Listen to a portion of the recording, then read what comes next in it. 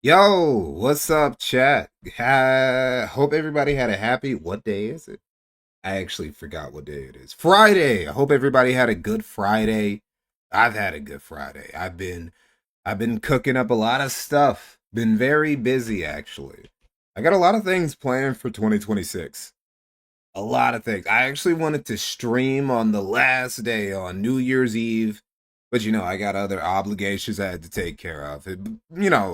Honestly, I would have been competing with too many other streamers anyway, so we would have basically done what we're going to be doing this stream anyway.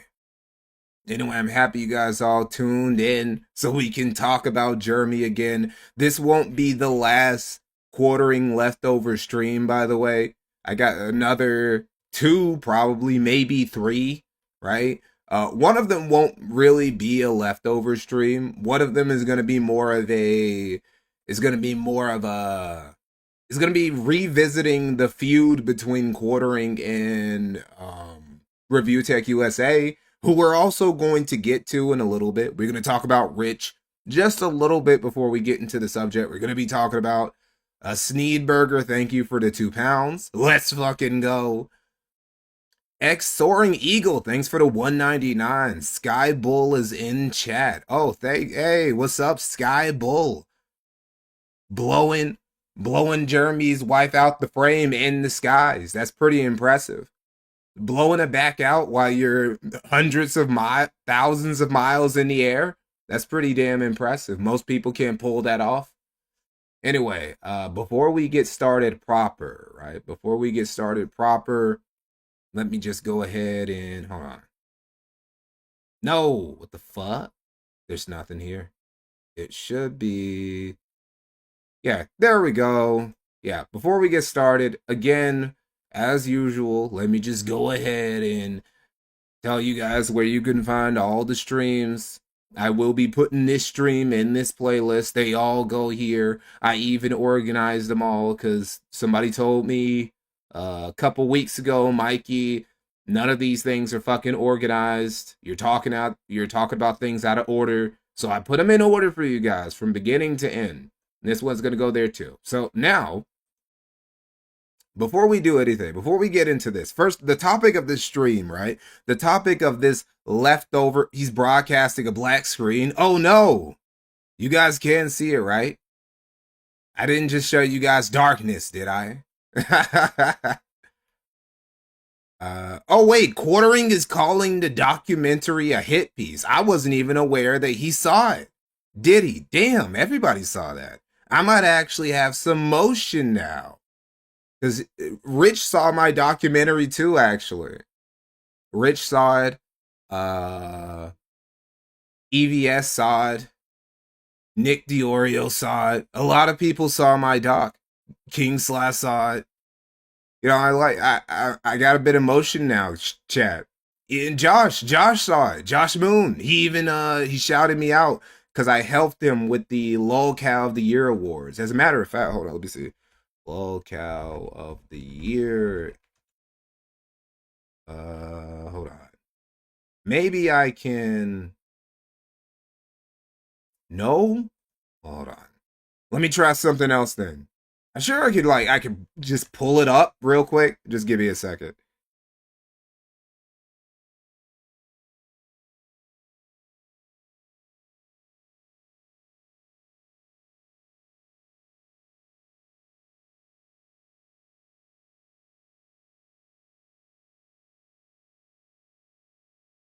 There we go. Okay, I found it.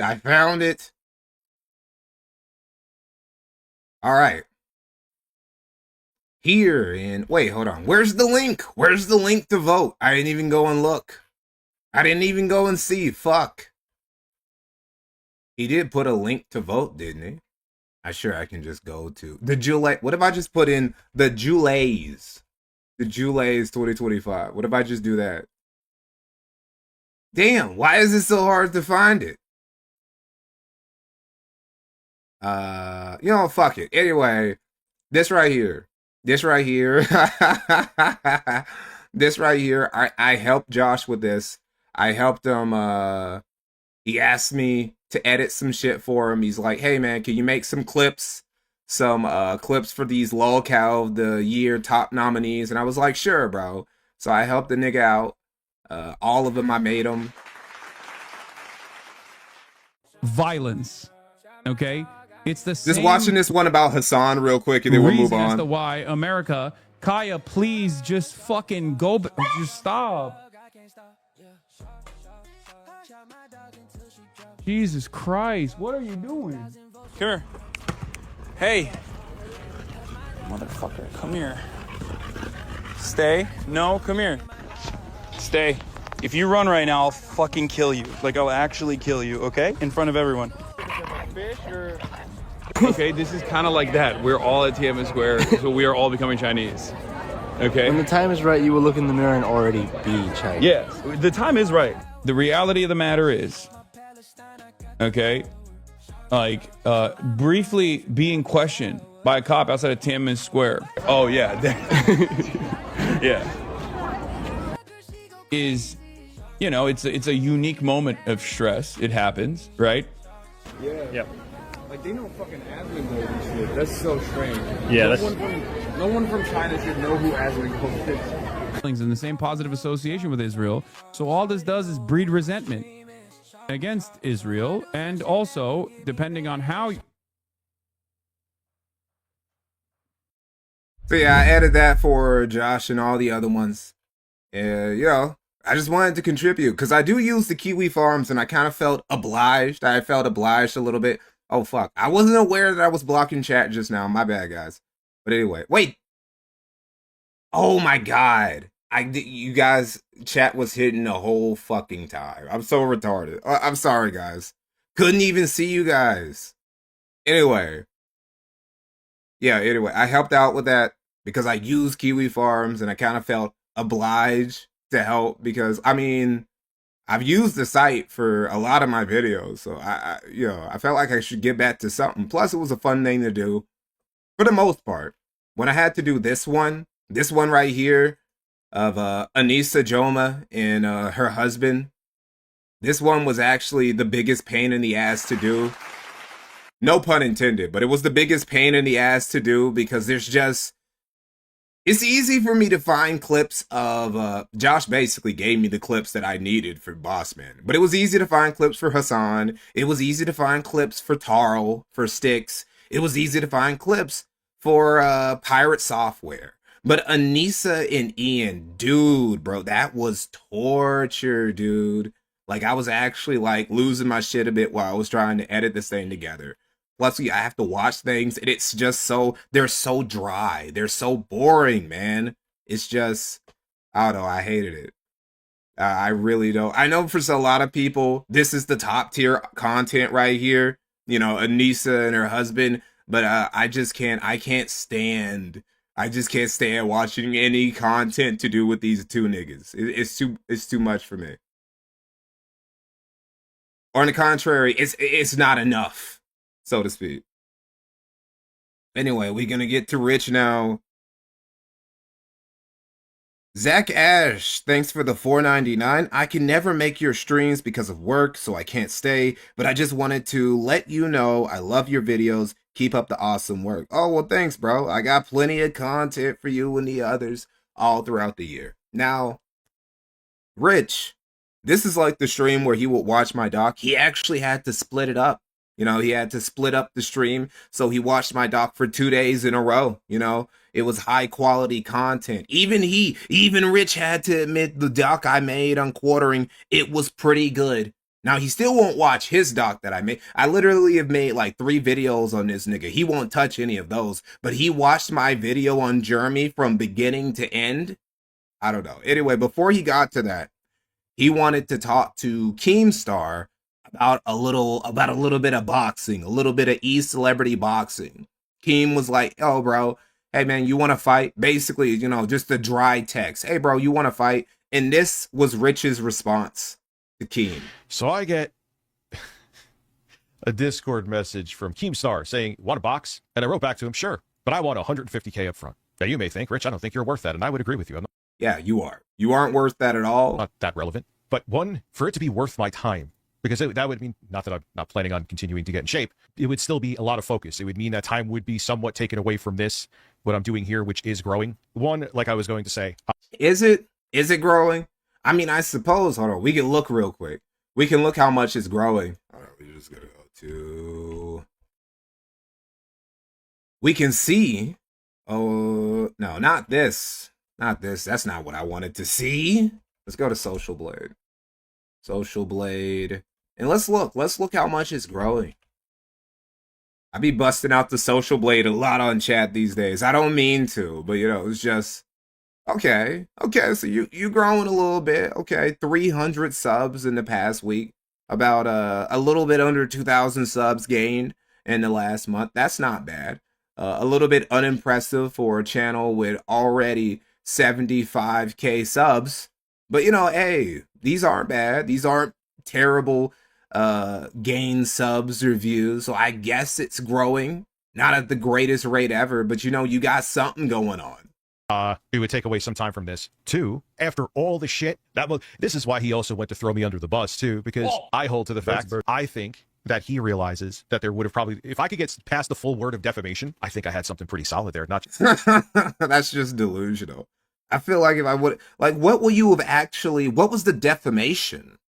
What was the defamation that you're even talking about? Keemstar literally didn't say, you would have a better case of defamation against the casino because of all the Dropbox jokes they make and about how they keep joking about you eating your daughter's eyes, right? Keemstar didn't say any of that. Keemstar just said, it wasn't even Keemstar who said this. Keemstar brought other people on to say the stuff about you, like Becky and the girl who basically posted that revenge porn about you. It was those two.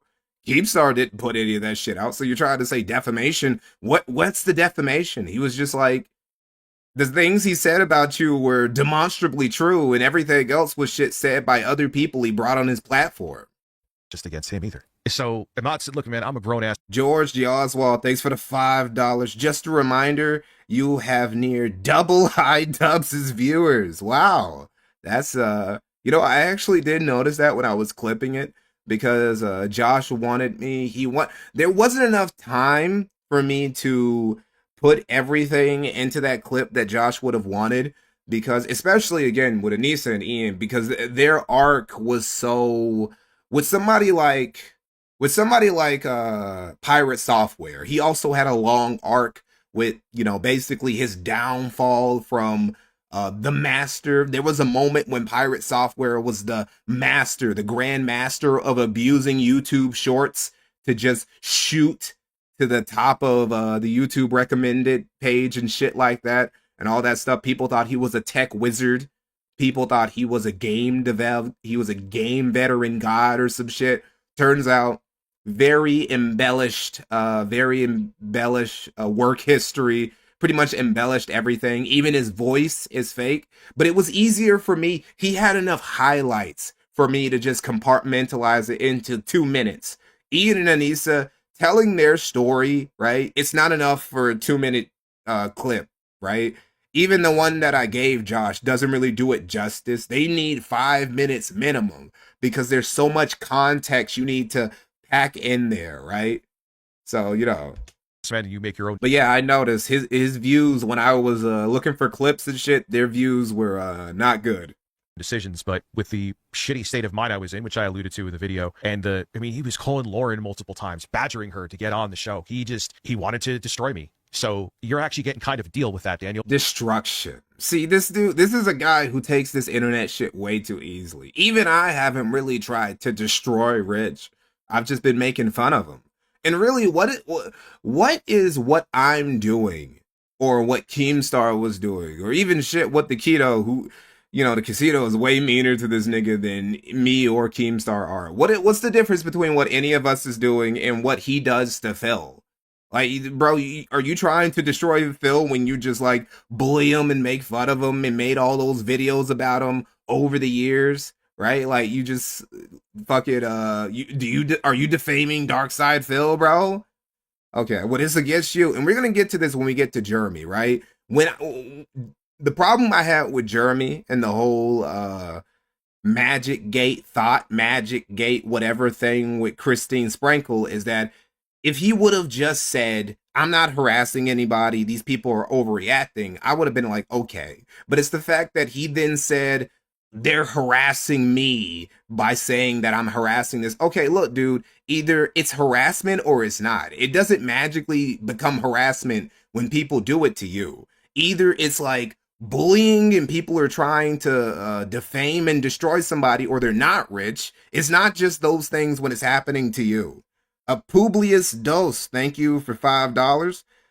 Great growth. The problem is he gets coming to see a train wreck subs like DSP. True.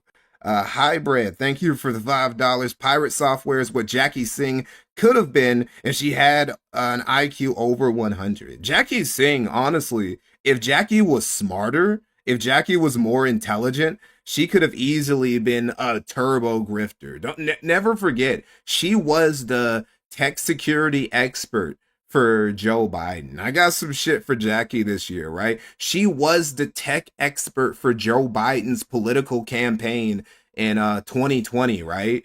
And she could have easily, with all the status, she was literally within a clutch reaching distance of the White House, and she could have used that to grift basically an empire for herself. But she's legitimately too dumb to pull that off. I probably would have lost money too. But I think I could have done pretty well. I think it was fairly black and white with all the receipts and stuff that I had. So you actually would be getting a bargain with that, in my opinion. I'm not a lawyer though, but I, or a little bit. Like I said to you in the messages, I'm not one of the fucking weirdos from locale that you get that dwells in a Discord 20. You're literally on par with all those people. You're in literally the exact same tier list. 24/7. I'm not dancing for you for free. I mean, obviously, and I wouldn't blame you for this. Yeah, he was calling Lauren. You want me to sign a contract that I actually do get in the ring with you? No shit. Of course, I'm not saying just what you would never do. I know you're a better businessman than that, but that's it. I'm not doing anything or you think, listen, I'm already losing weight and walking, but yeah, I'm going to start lifting, but I'm doing casual lifting, man. I'm not going to make it. You think to get into semi-boxing shape, that'll take a lot more time. Am I saying that I'm relevant enough for that kind of money? No, but there's a little. You don't even need to get into boxing shape. Like, they aren't saying you have to come out here looking like Anthony Joshua, nigga. Just like when Wings and Boogie got into the ring, they were just as fat as they've always been. Just get in the ring and just throw some haymakers and try not to get knocked out too quick. That's all you got to do. A bit more history than that. Here's the thing. If he took this up and he lasted longer than like Worski, he could then use that to troll Worski in the casino. He could say, hey, Worski, at least I lasted in the ring longer than you did. Right. But he would never do that. And I do think, even though you said it wouldn't make it back, maybe not initially, maybe the initial show would be a flop. But I think over time, between residual viewership and other things that would come down the pike, that you would make it back, and then some. But no lowball bullshit and no freebies. That's where it stands. Did you expect me to talk about this? I'm assuming so. I don't know what your other angle is, except maybe you want to just legally punch me in the face, which, feelings mutual. But I get it. Like, I have maybe out of a percentage from up to 100, I have like a 0.5% star factor. I understand that. Even when Review Tech USA was at peak relevancy, it just is what it is. My channel is growing. The videos today. I love that he's finally accepted the fact that he's a nobody. Like, he can't even deny it no more. Like, yeah, I'm not even like a B. I'm not a celeb, B celeb, C celeb. I'm basically D category. He basically gets my viewers. We got like a little bit under 400 people in chat right now. That's what Rich gets. A little bit less, I think. I think he had like 300 something viewers last time I saw last night on his stream, right? So he's on my level, if not slightly lower, and I don't even have 18K subs yet. Even the short's doing pretty okay. I ain't stepping away. Not that I would step away from it completely, but I want to put 150% in. If I'm going to be tied to something else to put 75 to 80% in, I want to be compensated for it. Yeah, it would take a lot of time, Dr. D. Well, here's the thing. Nothing would be discussed with it. You just made me realize the third point. Nothing would be discussed with it except when it happened. It's not going to happen. He's a fucking cheap ass. It's never going to happen. But bro, he would, if Rich came to Rich, if Rich had this energy and he was like, all right, Ken, all right, I'll get in the ring. You're going to have to come with that 150K though. You're going to have to come with that money, King, but I'll fight for you. I really believe Keemstar would take him up for that, right? Because people would see that. I would see that. I would pay for a pay-per-view to watch Rich get his ass beat 100%, right? The reason this won't happen is because he's a coward and he would never fight. He's going to run away from this. He's not even going to we're not even going to get the opportunity to see him run away, right? He's not even going to make it happen. I'm just making it Just like he ran away from the quartering. abundantly clear. If I see, and I'm talking in my pocket too, after taxes, by the way. I think I said that to him as well. I was like, I am walking away with, after Uncle Sam takes his shit, walking away with that after all the bullshit and time wasted and fucking shady shit you did because you had a fucking axe to grind with me because I was an idiot and naive to YouTube rules and I mirrored an episode of Drama Alert. That's where it started with. Tell me I'm lying, you petty bitch. Tell me I'm lying. See, this is him projecting, because this is why Rich gets mad at people. He gets mad and builds these grudges based on petty vendettas and shit. Like, I don't even know if Keemstar even remembers that. I don't even know if he keeps that in mind. Keemstar has mended bridges with people who have burned him and fucked him over, and who he's fucked over. Way worse than that. I don't even think Keemstar even remembers that. I didn't remember that until I watched this video. I'm like, oh yeah, Rich did do that. But it's like, so? Lying. Scared of what? Like, the idea that Keem just did it because it was funny doesn't even occur to Rich. I just don't want to waste my time and I want to. What? Oh shit, no. Why did I do that? I'm retarded. Go back to him, sure. But I want to. All right, badgering her to here we go. That. But that's it. Okay. There are things that would come down the pike that you would make it back. And then okay. This is what it is. My channel is growing. The videos today, even the shorts doing pretty okay. I ain't stepping away. Nothing would be discussed with it. I think I said that to him as well. I was like, I am walking away with, I'm scared of what? I just don't want to waste my time. That's where it started with. Tell me I'm lying, you petty bitch. Tell me I'm lying. Scared of what? I just don't want to waste my time and I want to get a paycheck, sir. So I guess Keem needed to drum some more drama to continue his money laundering scheme named Local Live. Yeah. Anything to stay relevant, I guess. Yep. So here, I think that's pretty good bait that I took, but my bait is there's a price tag to it. Wasted my fucking time, unless it's worth it. Should I be the most A-list person they had on that motherfucker? I'm a nobody. At least I'm not known for being in the lolcow Discord. No, dude, it's not gonna. But here's the thing. Honestly, though, for 150 grand, yeah, I would do it. Wouldn't you? I'm gonna focus. Would you? I don't believe he would. I believe if Keemstar said yes, I believe he said, yeah, sure, I'll pay you 150 grand if you come and fight for me. I feel like he would come up with an excuse. He will come up with an excuse to back out. I don't think he would. He has no intention of doing this. On the channel, it's not going to happen. This is all something that's fucking fantasy world. 150%. Okay, sure, I would. Find a way to manage my time better. Come on. If I had fucking that put in my bank account tomorrow, I'm going to fucking find a boxing coach. So there it is. It's not a rhetorical offer. It's an actual one. I know he'll never do it. I'm not delusional, but it is what it is. Well, it is what it is. I'm not saying that I am on paper worth that, but I think it's a pretty good deal, all things considered. He wants to box me. I'm like, listen, I don't care. I'm not worth it. But 150K, if you're going to make me waste the time, not that getting into shape would be a waste of time, but, it's not just going to the gym and, Why are you making so many excuses for something you already said that you won't do unless he gives you 150K, right? Like, why are you saying all this extra shit? You could just say, I'm not going to do it until you pay me this amount of money and be done with it. And stretches here. It's like when Low Tier God got into it with DSP, right? And DSP is like, hey, Low Tier God, let's do a big first to 10 during Evo. It's gonna go viral between the both of us. And what did Low Tier God say? He said something like, what did he say, $10,000 or something? Like, he gave some ridiculous price to Phil, and he says, either pay me that or we're not gonna do it. And then that was done. Not saying that's all I would do, but you get my point. Because that's one thing you have to factor in too. Yes, I'm not getting in the ring with Mike Tyson. 5 bands. He told Phil, all right, give me 5 bands or just never talk to me again. Never mention my name again until you give me 5 grand. Tyson, like someone said, I got you. I hear you. But not only, if you really think about it with the time I'd have to put in, like subtract like 40 grand at least from that, if not more. Well, Biffy, I'm not wasting months of my time for like 10,000 bucks, dude. I'm just saying. I know it's ridiculous, but I ain't doing it for less. It's not worth the fucking time and financially for me. It wouldn't even, would it be wasting your time? You are a very fat nigga, Rich. You think about all the effort, all the working out that you would do to get in shape for this boxing match. That alone, Keem would basically be paying you $50,000 just to get in shape, really. Because the boxing match, you're going to be going up against somebody who also can't box. And it's going to be like Boogie versus Wings, where neither of you really hurts each other that much. So, I don't know, it's like a win-win-win for you. So you want me to do more? You would even gain some street cred. You gain some street cred like Wings and Boogie did after they got into the wing. They got a little bit of respect for even doing it.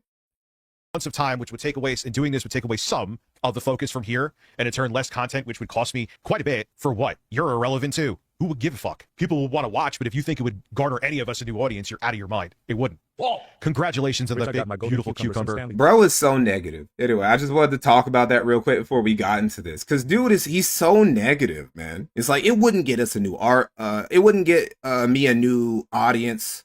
It would be a waste of time. You know, I'm not doing all that. It's like, there are actually so many benefits to that if you really think about it. He would get in shape. You know, he gets a lot of money just out of pocket. He would get new followers. He would get people who talk shit about him. If Rich said yes, and he actually put in the work and he got into the ring, I would give him props, right? He would redeem himself for running away from the quartering all those years ago, right? But he won't do it because he's a pussy and he's a bitch and he's a coward. He called the cops on a little girl. You know, he's just a baby. He's just a big baby, and he's never going to do it. And running away from the quartering is super embarrassing because, again, the quartering ran away from a bread tuber. Not just, he didn't just run away from a debate with a bread tuber, right? He wasn't running away from, I don't know, ContraPoints or Philosophy Tube, you know, bread tuber with maybe a somewhat above room temperature IQ and with some actual clout. He ran away from fucking Lance from the Surf's Times, bro. Like, what do you... Dude, it's embarrassing. Absolutely embarrassing. Anyway, getting to the quartering. So what we're going to be doing, the topic for today is we're going to be reviewing Thoughtgate. This is when Jeremy...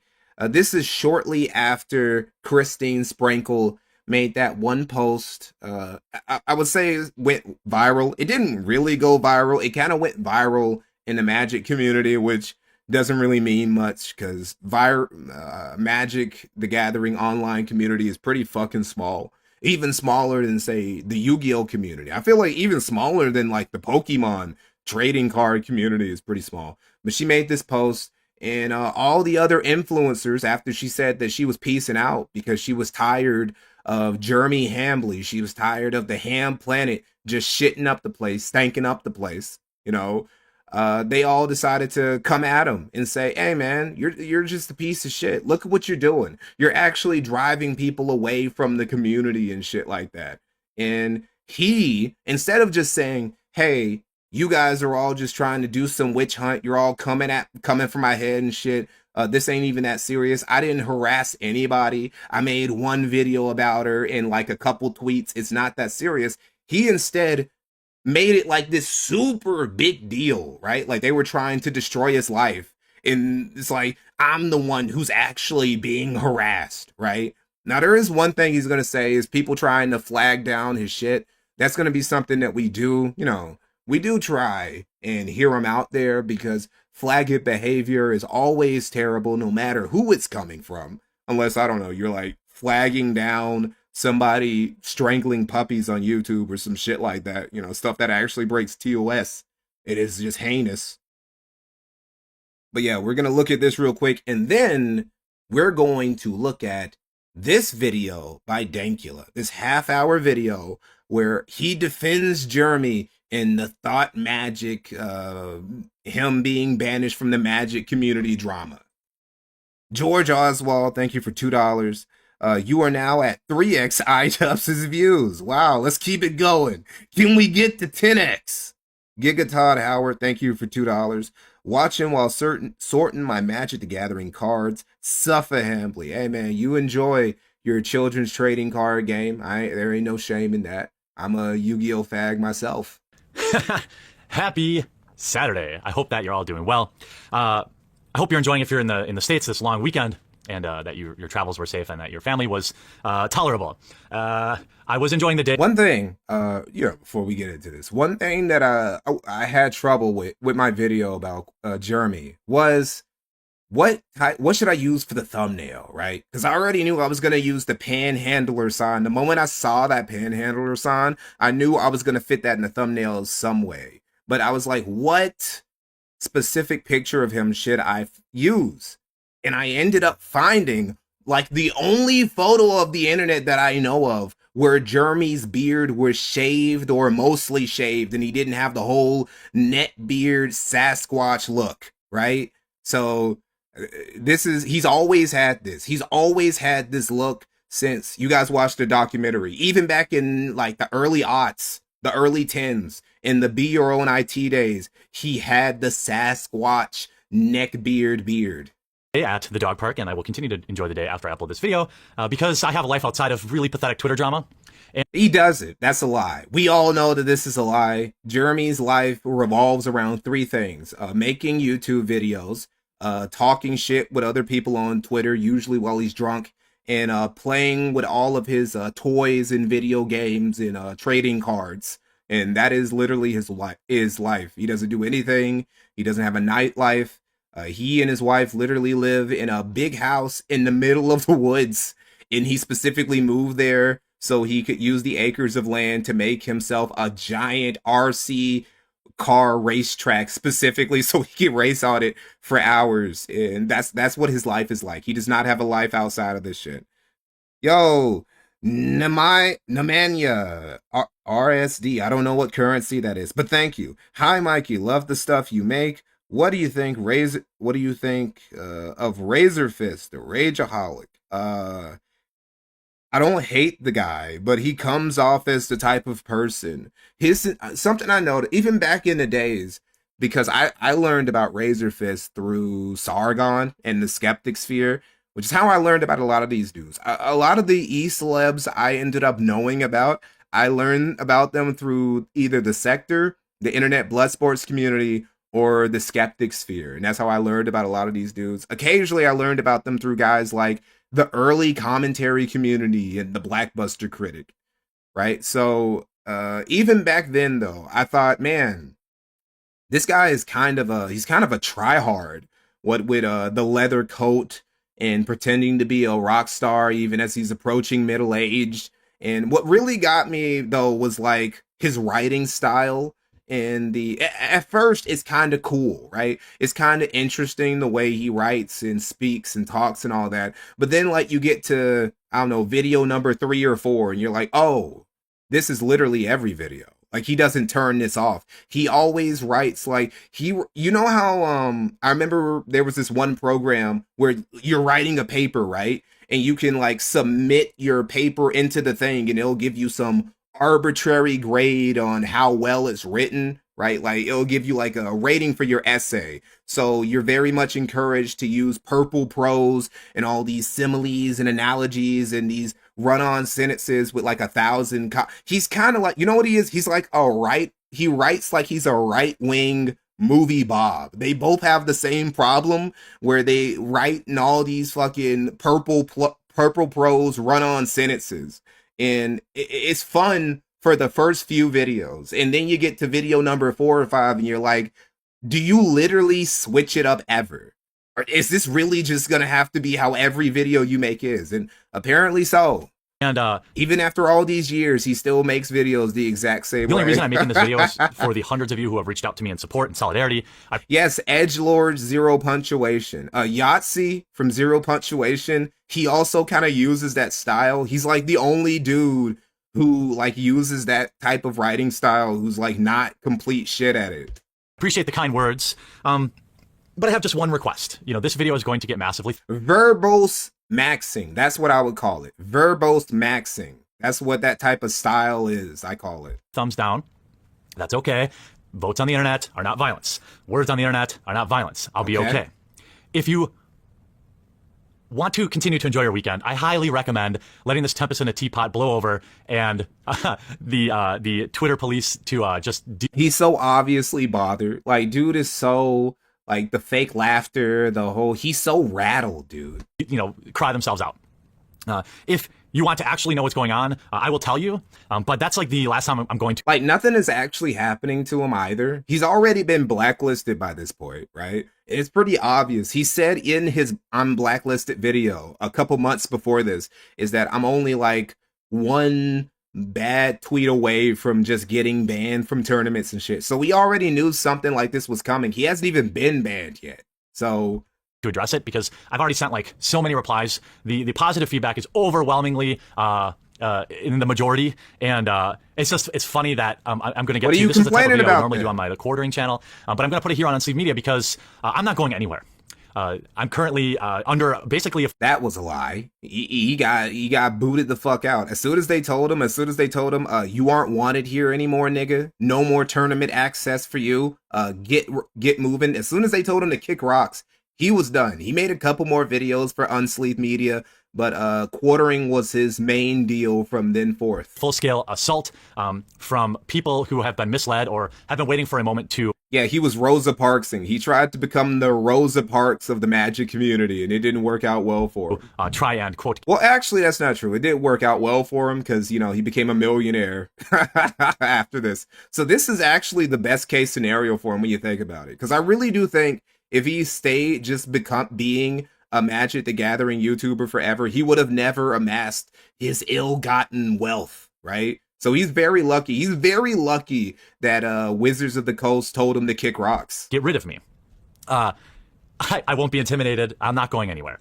They've mass flagged 2 of my Twitter accounts. My main account, MTG Headquarters, is currently on a 7-day ban, and my quartering channel has got a few hours left on a ban. This is just pathetic mass flagging, as if I really care about Twitter. The only Flagging behavior is terrible. You know, annoying thing is we don't hate Jeremy for being flagged, you know. That I can't follow up with all of you. I see all of your tweets and messages, but I can't reply. So really, the only way I have to respond to you is in this video.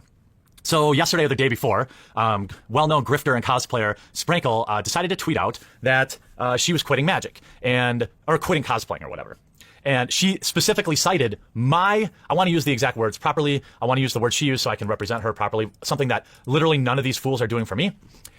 It's been a rough year, and I've blocked out and said nothing about him before I wanted it to die. But without a doubt, MTG Headquarters / Unsleeved Media has made my life hell this whole year with his unnecessary videos and tweets about me and other members of the Magic community. That's the other thing, right? That's something that he missed, or something that he kind of like went over, skipped over, and something that Dankula will also just like, you know, kind of skip over, is she also said me and others, not just her. She wasn't just talking about he was harassing me. She was talking about like the videos and tweets he made about the community in general. That's the other stuff that like that bothered her, right? He was like making the community just the worst place in general with all his takes. Jeremy ain't the only conservative dude who still is into the Magic community. And yeah, they complain. They complain about a lot of the woke shit that happens in Magic. But how many of those dudes got banned like he did? How many of those dudes were just basically riled up a hate mob to just come at them like he did? It was just Jeremy, and there's a reason for that. Pretty bold. That tweet is got a couple hundred retweets, got 1,000 favorites. Except, let me point something out. I made one video about her that I can remember 6 months ago. She wants you to believe this was a slow burn for 6 months.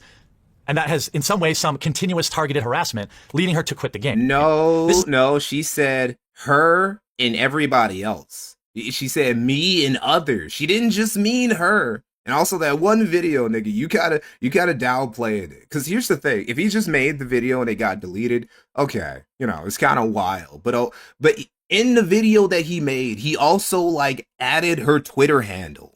So that means that when he put the video out, no doubt it tweeted it. You know, he no doubt it when he was drunk. He put this shit, he tweeted it out to Twitter. She would have been notified about this video that he put out, right?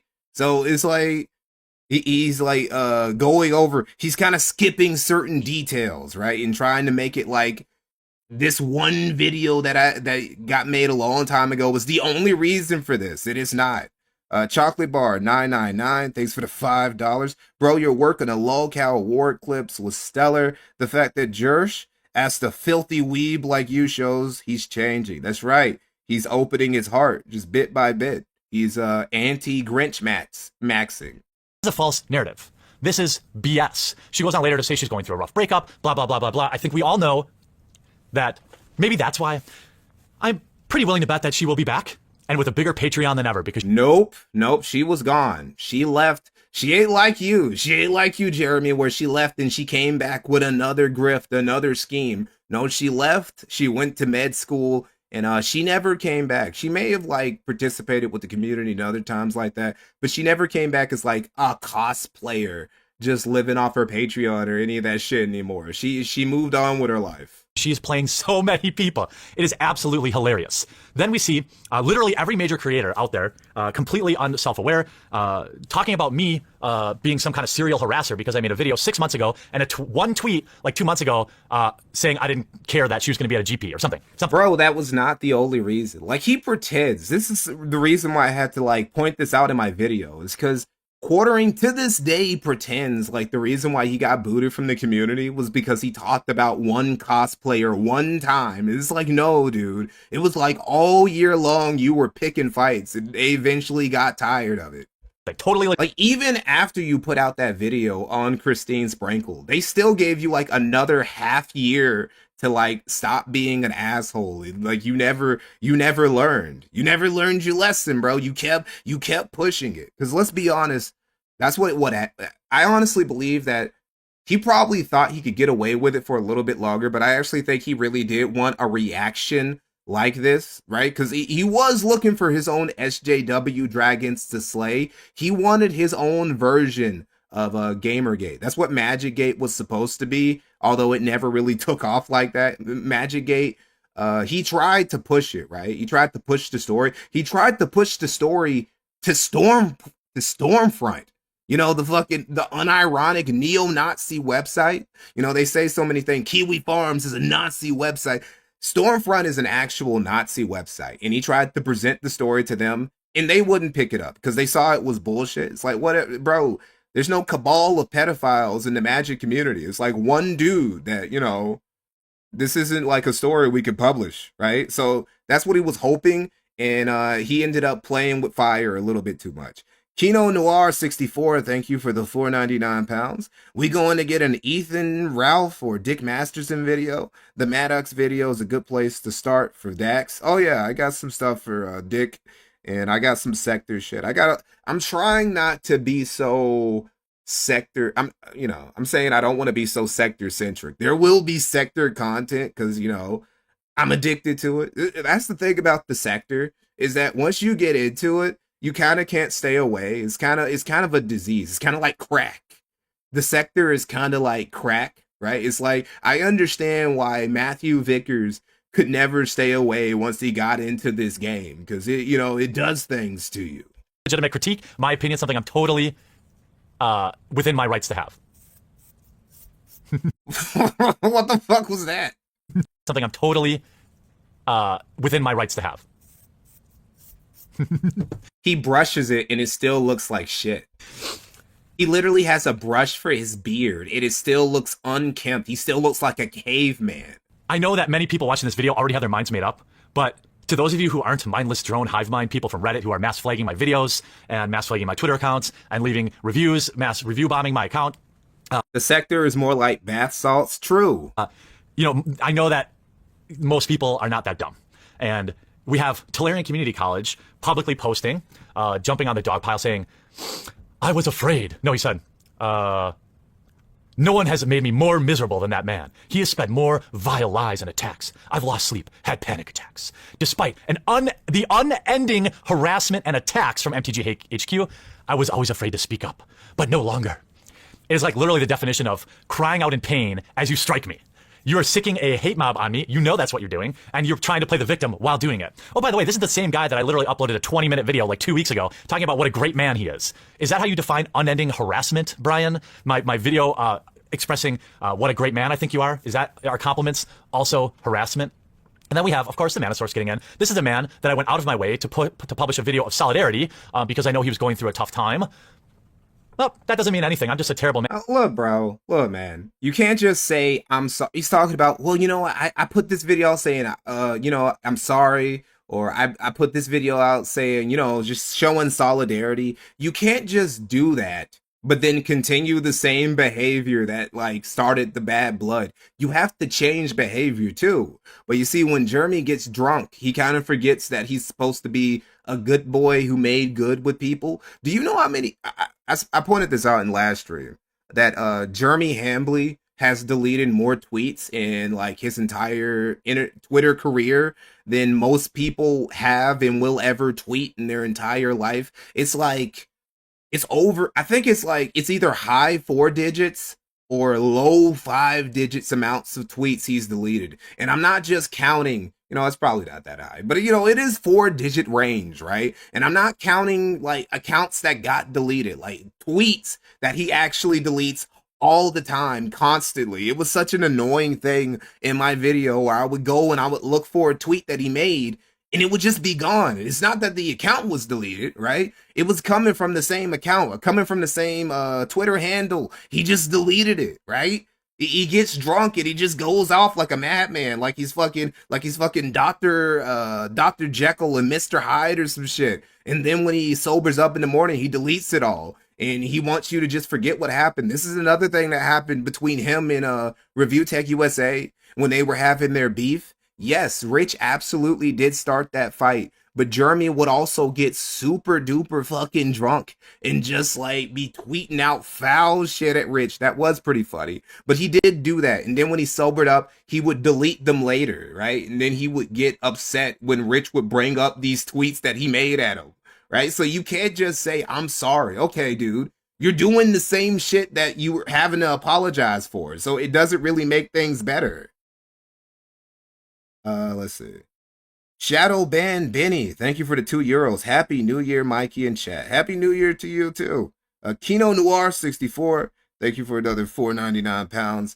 What are your thoughts on the casino? Seem like a crossover would be great at some point. I think they're quality entertainment, right? They're some of the only streamers that I actually watch, because I don't really I won't say I don't fuck with streamers, like I hate them on a conceptual level, but I find most streamers boring. I find most of them uninteresting. So it's cool. It's cool to have guys who are who stream, well, I say regularly. They don't stream regularly. These niggas go on vacation 20 times a year. It's actually insane.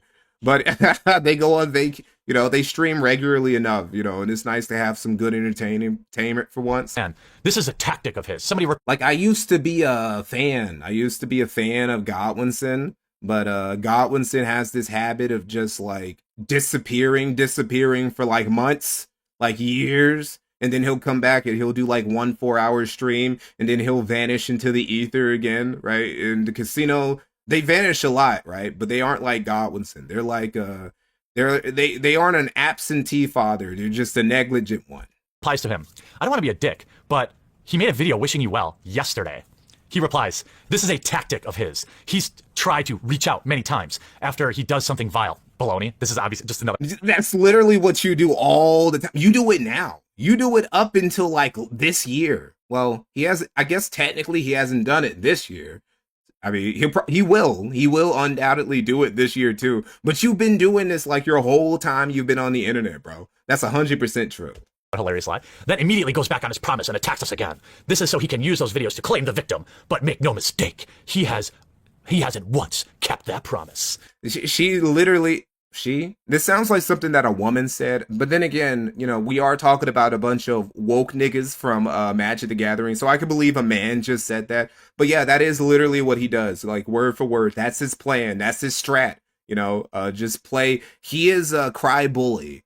Or at least he has cry bully tendencies. He's less of a cry bully. See, this is something that, this is why the sector isn't completely bad for you, right? Blood sports isn't completely bad for you, because a lot of that cry bully shit some of it went away after 2018, because the sector bullied him so much. Medicare and Keemstar specifically bullied him so hard that he kind of stopped being a cry bully who kept looking for fights because he got his ass clapped too hard on stream, right? Now, he kept doing it gradually over the years, but he became, I don't know, it was a lot easier for him to be an asshole with the Magic community than it was with the sector and blood sports community. He couldn't play that shit. He couldn't big dog over there. I mean, King Capresi, thank you for the $5. You ought to do a John Finley part 2 now that Murphy is finally ripping CDs after 5 years, not to mention his failed run from mayor. Once a couple more material happens, I will revisit John Finley, my first video for a lot of you who've seen it already.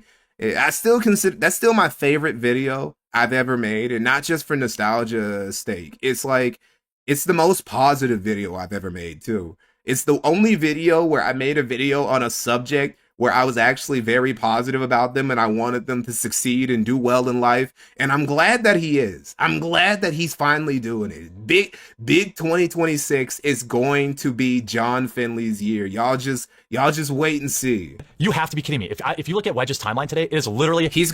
John Finley is going to single-handedly make Pine Bluff great again. Nonstop attacks on me. And I haven't said anything back. I believe I've responded early to a few things. But again, these people are so disconnected from reality. They legitimately think they're not doing exactly what they're accusing me of doing. Okay? Compare literally every major YouTube. Oh, yes, he did get punched in the back of the head. Well, that's what he claims, right? Again, I said this in my video. His story simply does not add up, right? It's like, okay, this dude. So a dude in a dress. Number one. So according to your story, a dude in a dress came up to you, asked you, "Are you Jeremy Hambley?" You said, "Yeah," extended your hand, and he started viciously beating your ass without prompt. And this dude didn't get arrested. He didn't get kicked out of the bar, even though apparently he like broke glass. He like broke property at the bar, literally causing property damage at somebody, destroying somebody's private property, and he assaulted you. Didn't get arrested, right? You're just suing him. You didn't press charges or anything. Okay. Also, even if that's true, this dude in a dress who like assaulted you randomly at this bar, you're like 6'5", 6'6", and you didn't just beat his ass back?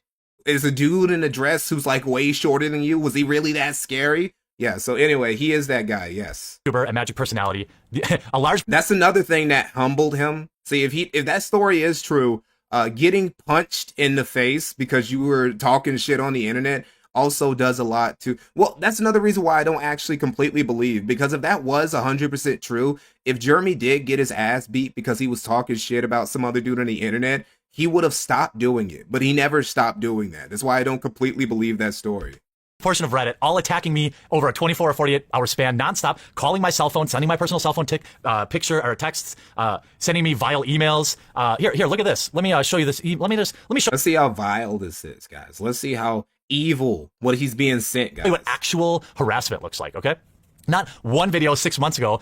Yes, Garfield's Bizarre Adventure. EVS was in fact the dude who raised the fundraiser for quartering. In fact, let me see. It was on Indiegogo, wasn't it? Indiegogo, Jeremy Hambley. Let's see. Oh, he's got multiple. Of course he does. Let's see. We got one for exclusively game. Maybe it was for Kickstarter. I don't know. Which one is it for? Jeremy Hambley assaulted Indiegogo. Maybe I gotta look for the quartering. Oh, maybe I gotta look for Gen Con. I gotta look for it. Is that it? No. Maybe I gotta look for the quartering. I don't know. Shit. The quartering. Or was it on Kickstarter? Oh, it was on GoFundMe. Okay, never mind. No wonder I'm being stupid. GoFundMe. There it is. See? Look at this. Justice for Hambley by Ethan Van Sciver. Yeah, Ethan, he did that for him. And let's see. Beloved YouTuber and Magic the Gathering Superman. Oh, you can tell that Ethan Van Sciver wrote this.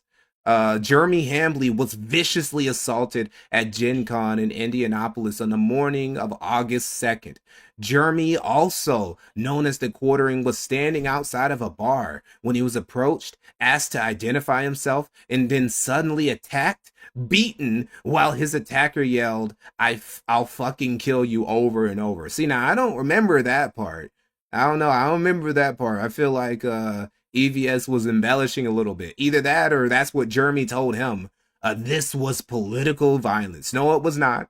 It was not political violence. It was because Jeremy called this dude a pedophile. And the bro was like, no, I do not fuck kids. I might fuck you up in real life, though.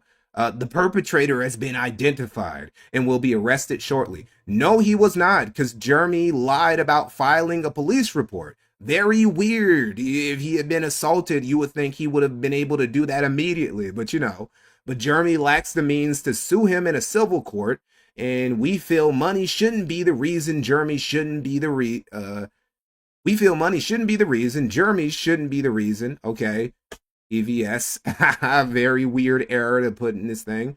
His attacker isn't punished to the fullest extent of the law. If you believe extremists who call normal people Nazis in order to justify acts of violence against them deserve to be brought to justice and wish to contribute to Jeremy's legal fund, here is your opportunity. So yeah, he raised over 30K. This was a complete waste of money.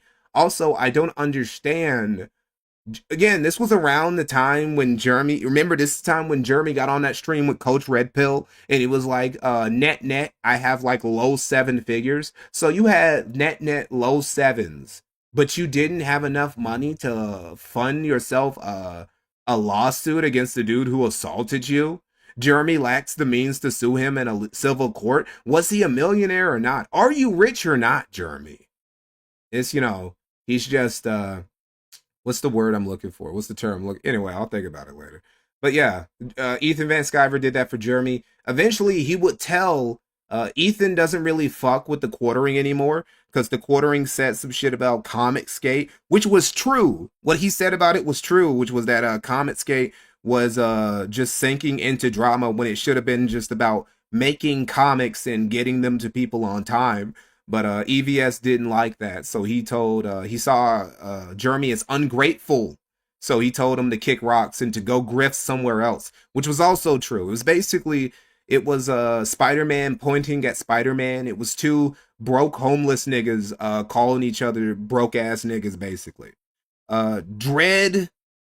Dread XC, thanks for the $5. I found your channel from a Nicholas Diorio stream, and I've been binging all your vids since. Great stuff, man. Can't wait to see more. Hey, no problem. There will be more. Have no doubt about that. Calling you a grifter, which I stand by. This is what actual harassment. What did he say? Hold on, let's go back. Here, look at this. Let me show you this. Let me show you what actual harassment looks like, okay?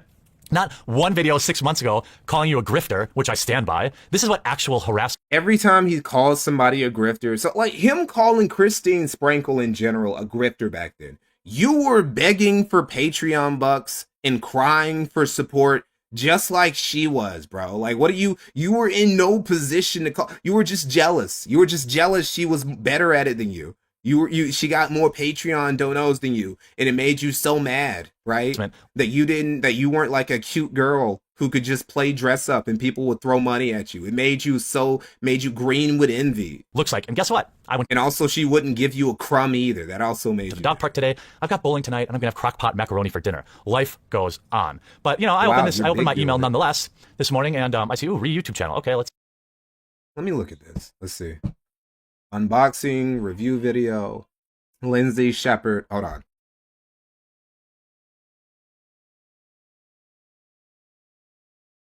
Let's see. Top 10 savage moments. Sargon of Akkad versus Thomas Smith. I remember that. Sargon fucked that nigga up. Fucks Thomas Smith up. That dude was actually like a spurg. He couldn't handle it. That was Sargon's version of when Nick Fuentes was like, hold on. See what's in here.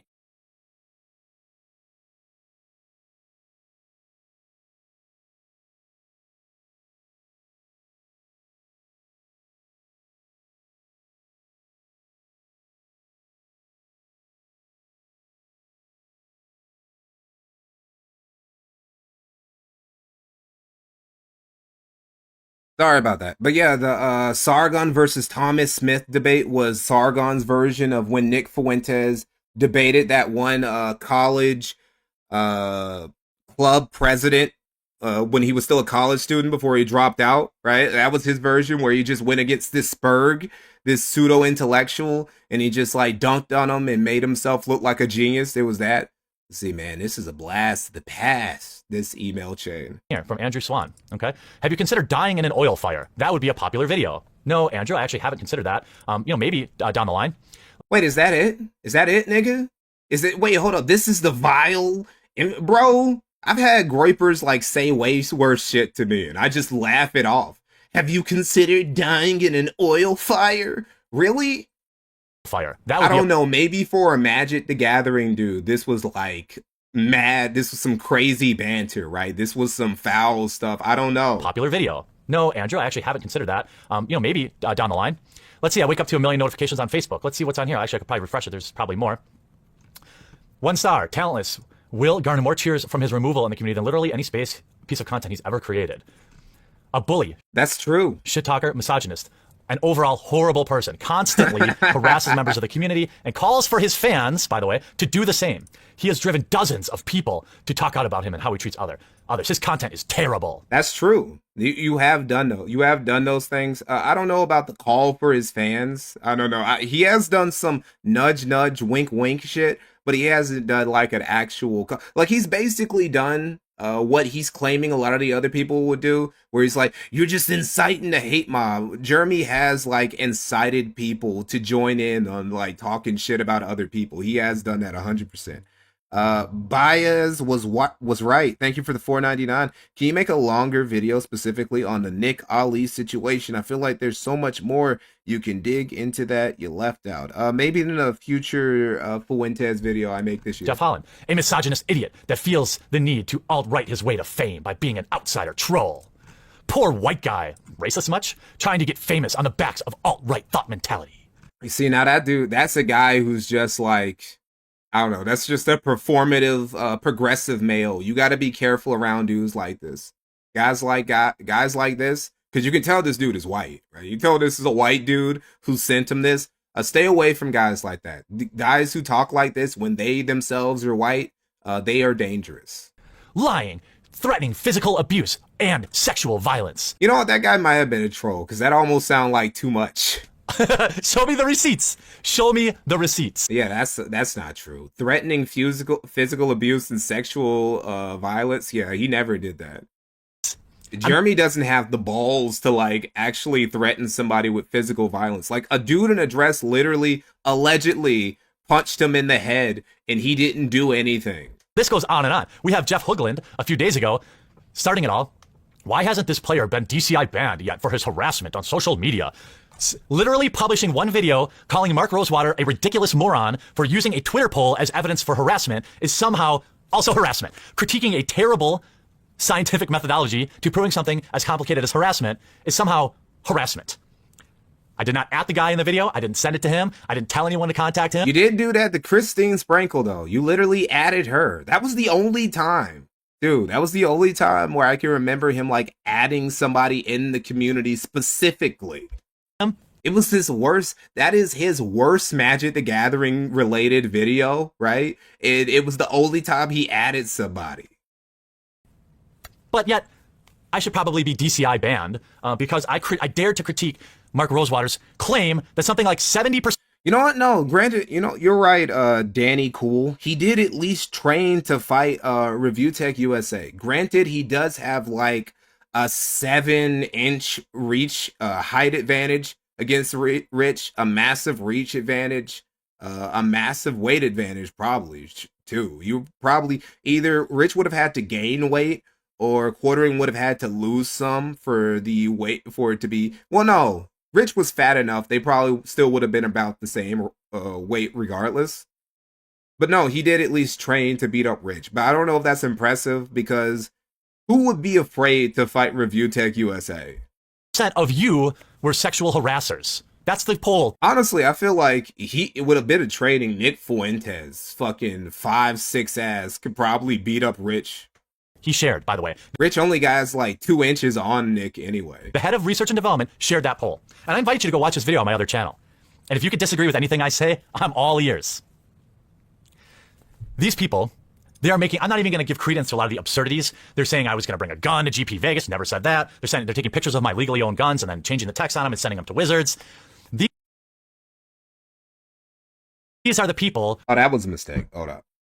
Okay, so about the gun thing. Again, I said this in my video. It's not a big deal. It's nobody's business what you do with your guns so long as you aren't threatening people with them or saying you're going to bring them to a tournament or some shit like that. It's none of their business. But look, bro, You know how people in your community are. You know what your reputation in the community was. You know you get drunk and you act like an abrasive asshole and shit. And now you're flashing your guns talking about how, oh, you just wish that one of those protesters in Milwaukee that they'll pull up on you so you can, and you can do that. You know, it's not illegal for you to say, I wish somebody would put me in a self-defense situation. But you know what that looks like. That are claiming to be against harassment. Okay. Jeremy pretends like he doesn't understand optics this whole time. Like, you know exactly why people were saying the things they were saying about you, dude. Just look at what they're doing to me right now. Now, I'm no victim by my Why did you make this whole video was about you being a victim? This is an I'm a victim ass video, bro. definition. But certainly by theirs, if a single video 6 months ago critiquing somebody is cause for all of this harm, then what would you say by their definition they're doing to me right now? Meanwhile, I produce videos talking about how good they are, how good of people they are, and I stand by those. No. You don't do that. You do not do. You can like try to save face by like saying how good somebody is, but then you talk shit about them once you get online or you get on social media, bro. Like, don't be too. That actually makes people dislike you more. If you were just consistent, that'd be one thing. But the Dr. Jekyll, Mr. Hyde shit, that pisses people off more because it makes you look like you're some bipolar piece of shit, right? Only one producing videos of the big 3 or 4 trying to protect local game stores. I'm the only one of the videos people out there making videos without people having to beg them for months about cardstock quality.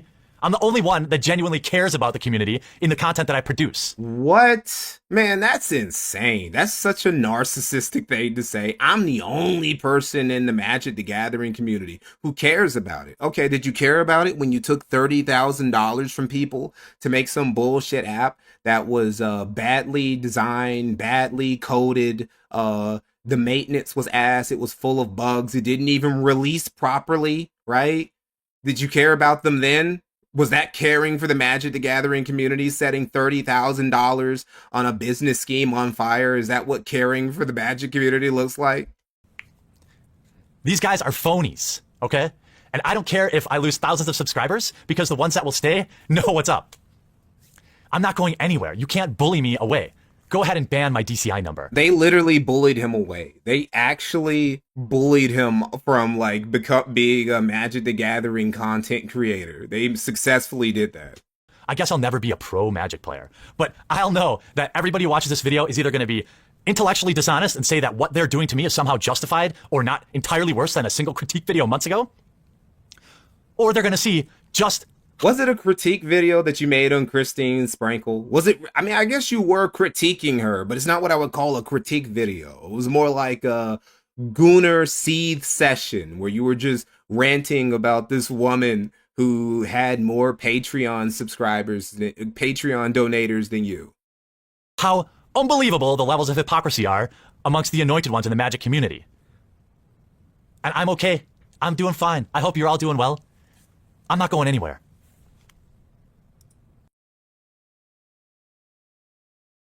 All right, so he did go somewhere. He was done. This isn't the last video. He would make more videos, right?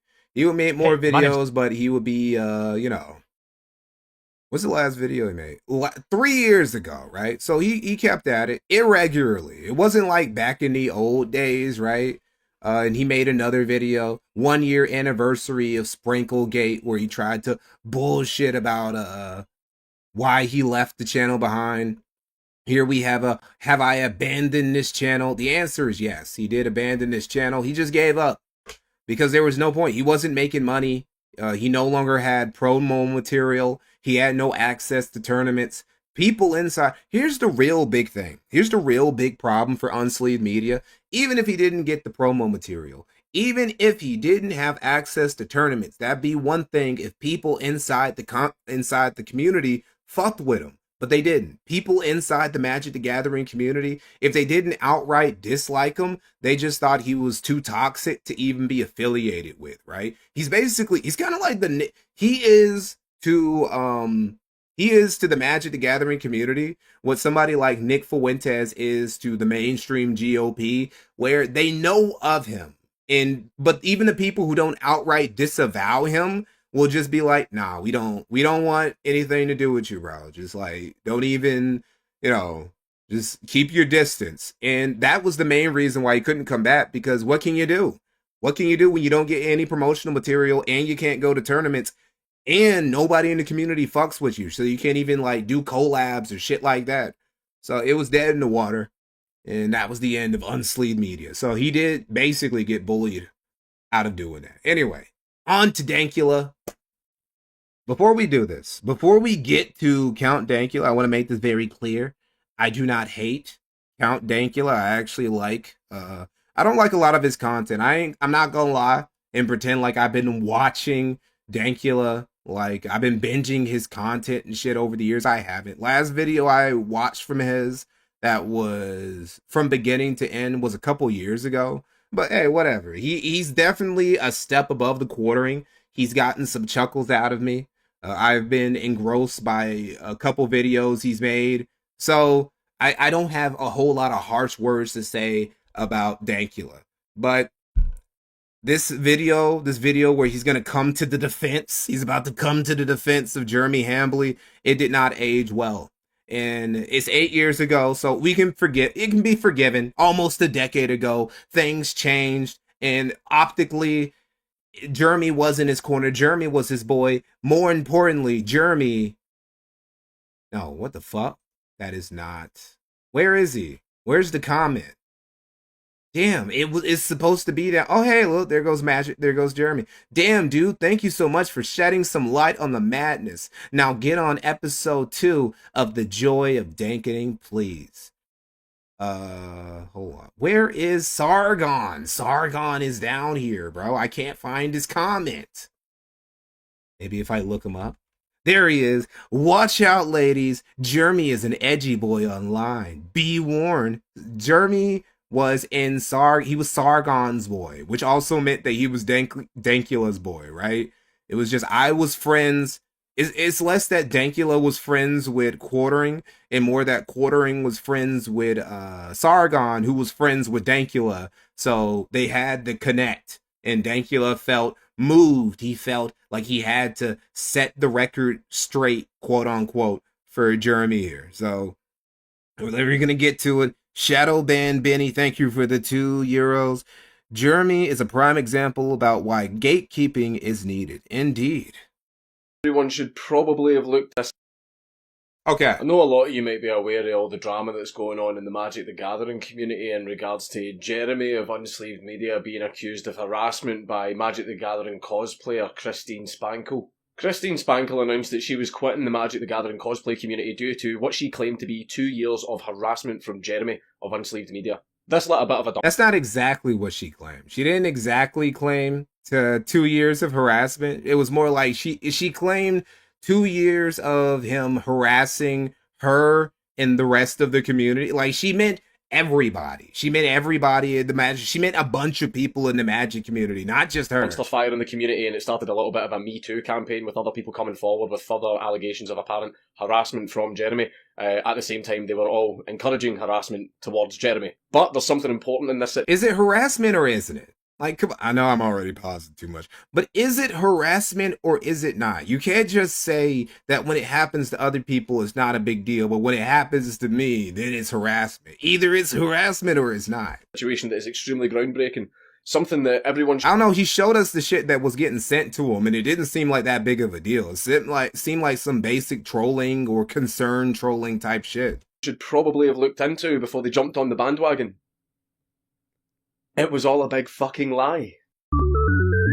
I haven't watched this video, by the way. I only watched a little bit of the beginning. So how it's going to be a lie, maybe he's going to turn me on to something. Maybe there's something that I missed, right, that I should have put in the doc. We'll see. He is good with his research, Dankula, so maybe. I should have thought that through. This all initially started with Spankle accusing Jeremy of 2 years of prolonged harassment against her, which is her reason for why she left the community. And again, that's not exactly what she said. She didn't say specifically 2 years of harassment against me, as in he was tweeting about her every day. She wasn't saying I was the Brie Larson for Quartering. She didn't say shit like that, right? She said, again, She meant generally speaking for the community. A lot of the sensible people in the community did the obvious thing where they said, well, can you provide any evidence of this? Which is a perfectly reasonable thing to ask, but most of the people from the other side responded with, listen and believe. And then after being put under more and more pressure to come forward with some actual fucking evidence, they eventually did.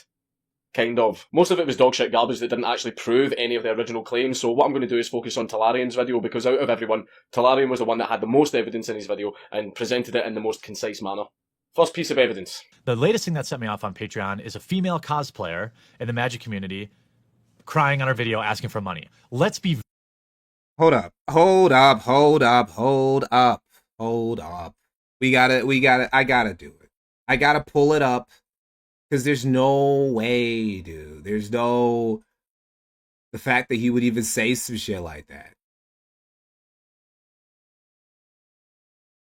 A female cosplayer crying. Oh, who would do such a thing? What type of person? What type of person would get on... let's see. What was it? 4+ years. That's what it was called, right? There it is. What type of person? What type of person would get on here and cry to everybody for Patreon donations? Who would do that? 2012, I uploaded my first MTG video on YouTube. Now, 4 years later, more than 4 years later, and 820 more videos, I'm still here, producing content with the same dream of being able to do this as at least a part-time job. If you've been following my Facebook or Twitter, you'll know that I've been doing a lot of thinking about my YouTube career lately, and while we've accomplished so much together, I've never felt stronger that now is the time to poop or get off the pot. For the past year, I've been running myself ragged, trying to run a business as well as YouTube. Running himself ragged. Full-time. And while it's been worth every long night, it's unlikely I can continue this pace much longer. I'm just so tired all the time. I love this community. What are you tired? Like, what does he always mean? He's always talking about he's so tired. He's on fumes. He works so hard. You make slop, nigga. This is another thing that Review Tech USA does. Granted, Jeremy does. He's more prolific, at least, than Rich was. He actually commits to doing the 5, 6, 7 videos a day type shit. But what are you doing that's like working you to death so hard? I love this community more than anything. And I feel that love reciprocated in the comments, on stream, what you guys say on Facebook, Twitter, or when I see you out in public.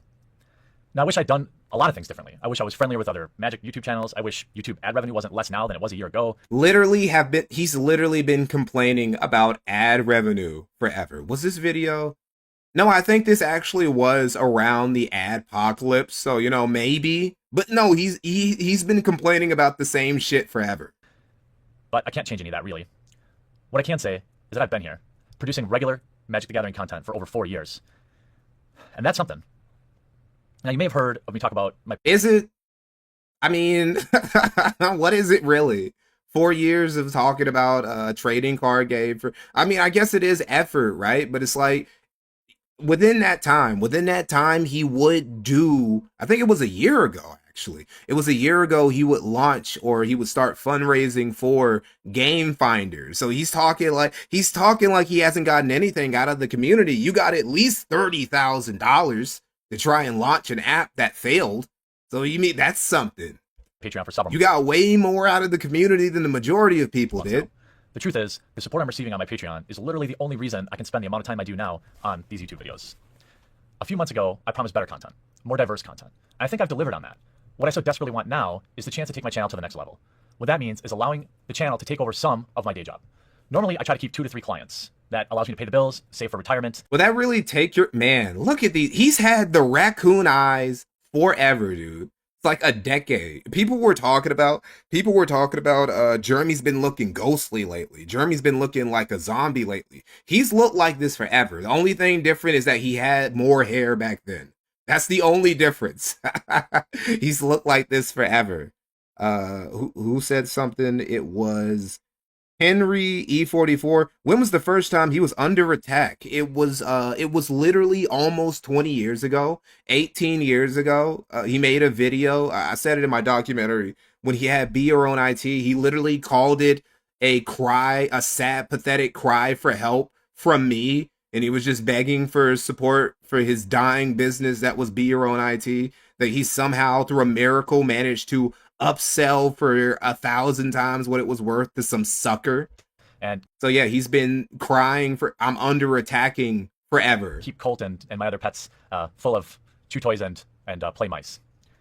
And that's about all the time I can commit, really, without diluting the product.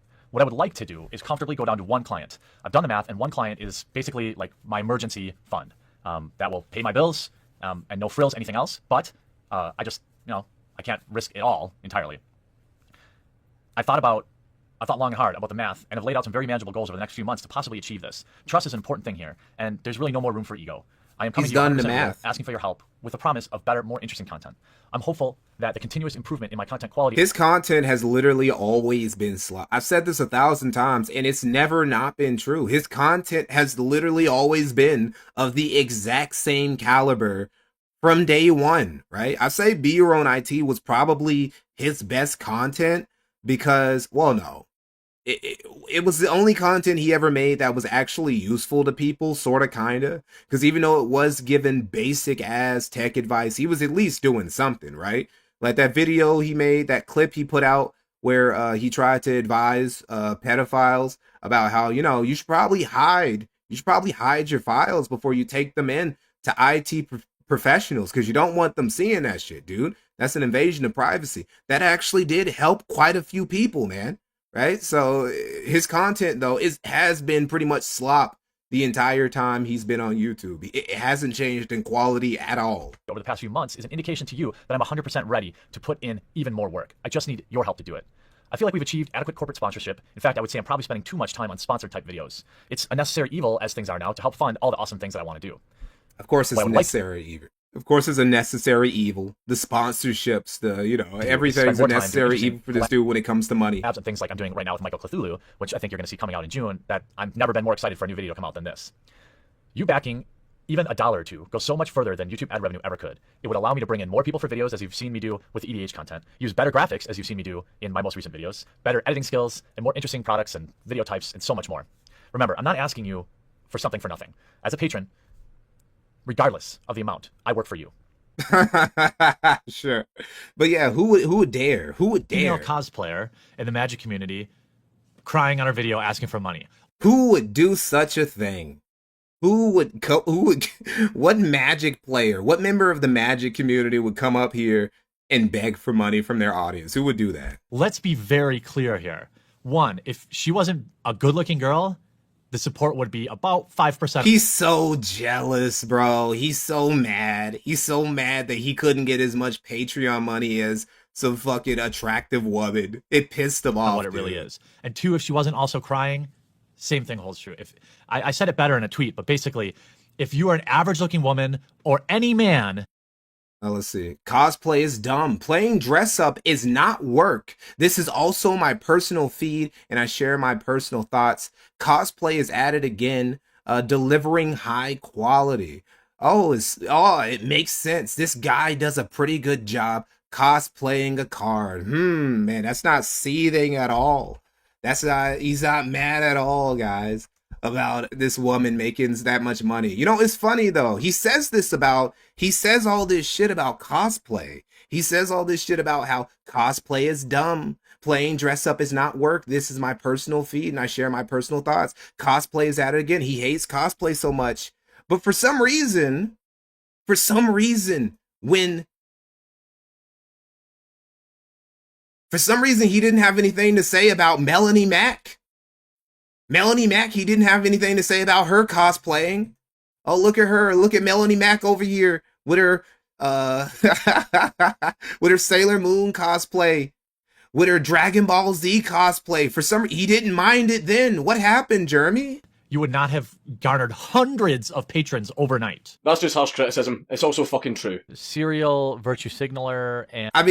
yeah, it's true. Obviously, it's true. She wouldn't have gotten as many Patreon dollars if she wasn't like an attractive woman who was crying for him.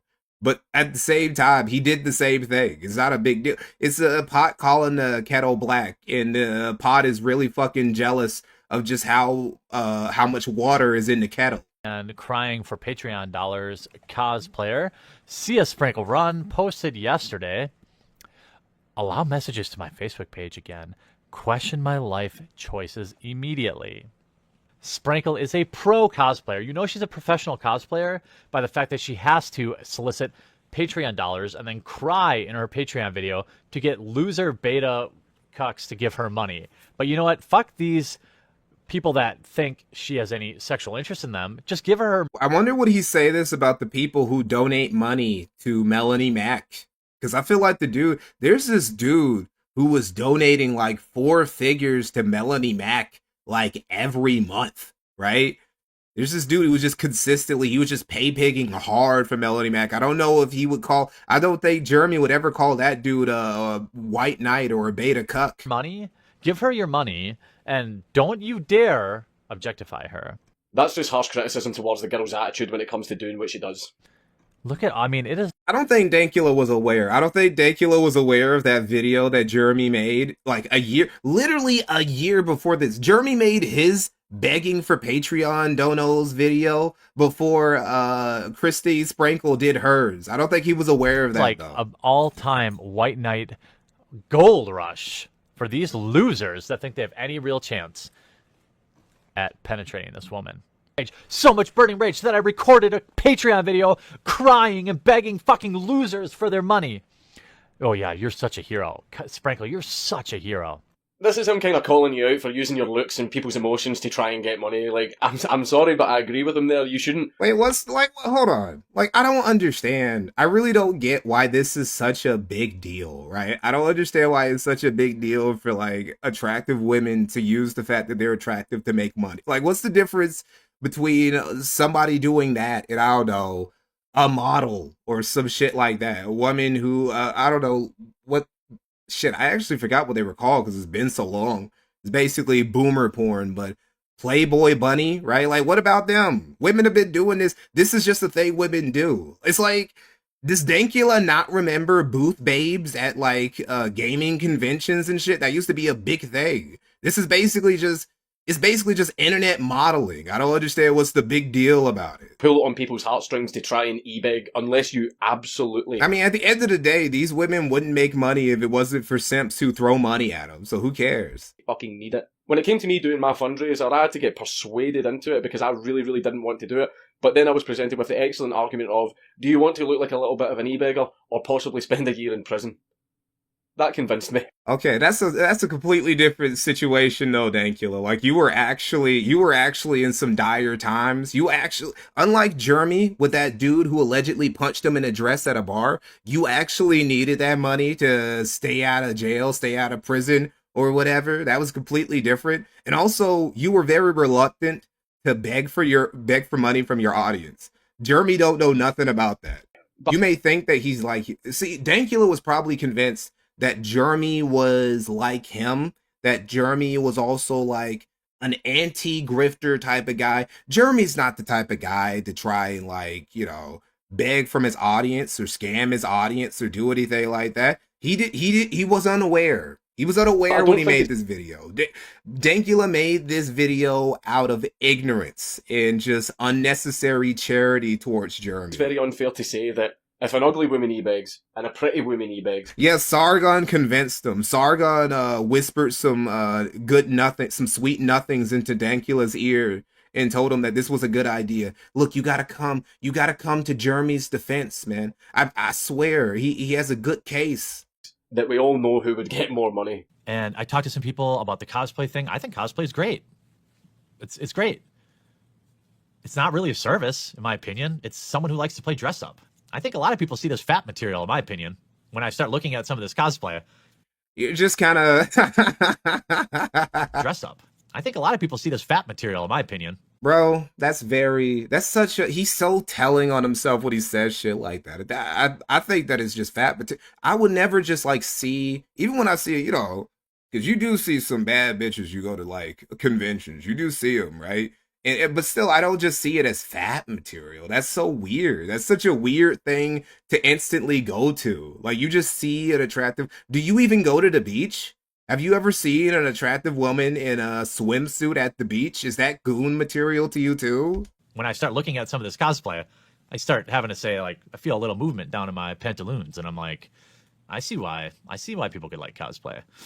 That's again a true statement. This is the dude who joined Melanie Mac in Rageaholic and Razor Fist against the Goonergate niggas, right? This was the dude who was anti-Goonergate. Cosplay is easily the most sexualized area of nerd culture. The pretty ones get the attention and all the money. I don't think so, Dankula. I think the most sexualized part of nerd culture is all the scantily clad women and all the games and anime and old comics and shit. I think that's the most, like, all the cosplay. Women can only cosplay as sexy characters that already exist. So, same as those boobies. If you say that a woman is too sexualized by dressing up as Lara Croft, well, that's just because Lara Croft was designed to be sexy. So, streamers on Twitter.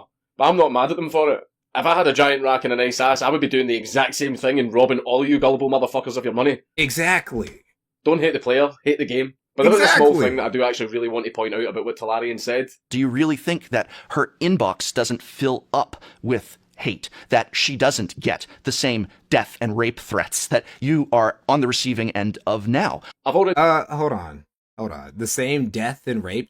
Okay, so here's the thing. I 100% believe that Jeremy got more death threats. I think that they were both being histrionic. Both her and Christine Sprinkle were being histrionic about the amount of hate that they got. But I do believe that Jeremy got more death threats. I don't think he got that many rape threats. I got a feeling that Jeremy maybe didn't get a whole lot of rape threats as Christine did. Maybe he did. There's probably one or two there. I don't think there were that many, though. I went over this point before when I did a video on that gold digger Aquila, obviously, but see, when it comes to death threats and rape threats, Jeremy did not tell people to do that. He has absolutely no power over what his audience will do. Say that you made a video on me, Talarian, and in exchange I ended up getting a bunch of death and rape threats, when that totally wasn't your intention at all, but it still happened because of the video that you made. That wouldn't in any way be your fault. Just the same as it's not Jeremy's fault that happened to Sprankle, despite what Jeremy thinks of Sprankle. He absolutely disavowed. I mean, again, you can say Jeremy didn't deliberately verbatim tell his audience to do that. He did at her Twitter handle. He literally put at C Sprinkle, not even in the description of the video, but in the title, right? And that's Aldo. That's a little much. That's a little excessive. Use any rape or death threats that she gets. He does not want her to be getting those type of threats. Like you said yourself in your video, you're a critic. See, the problem with this video is fundamentally Dankula has decided, well, maybe he's been talked into trying to defend the actions of a retarded drunken man, right? Because that's what Jeremy was when he made that video. He was a dumb drunk who shouldn't have been. I don't know. I don't even know how he's able to even work equipment or get on stream or whatever when he's drunk, but somehow he does. I feel like his wife should just turn off all of his shit when he starts drinking too much, and then that would stop stuff like this from happening. But this is the job. He's trying to defend the actions of a dumb, drunken man, and that's just you can't do that, bro. Jeremy is also a critic. He just does it in a lot edgier way that you don't like. But at the end of the day, neither of you have any control over what your audience will do when you criticise something to them. So it seems that the safest way to actually avoid death and rape threats and all that other type of shit is to just not criticise anything. Oh, Mr. EC is me. Sorry for missing your super chat. Thanks for the £2. Just Google the Be Your Own IT and it is offline. Yeah. Ever. Which obviously the website isn't a thing anymore. I had to use Wayback Machine for that. Also, there are almost no videos connected to Jeremy on the internet anymore. You can probably find one or two if you use the Wayback Machines and you have the right link. But generally speaking, he did a good job of scrubbing that away. Isn't a sensible solution because that would shut down half the channels on YouTube. Are actions such as this ones that are honestly Jeremy wiping away? Oh, look at this little Pepe that Jeremy stole from one of the anti-SJW niggas he was following.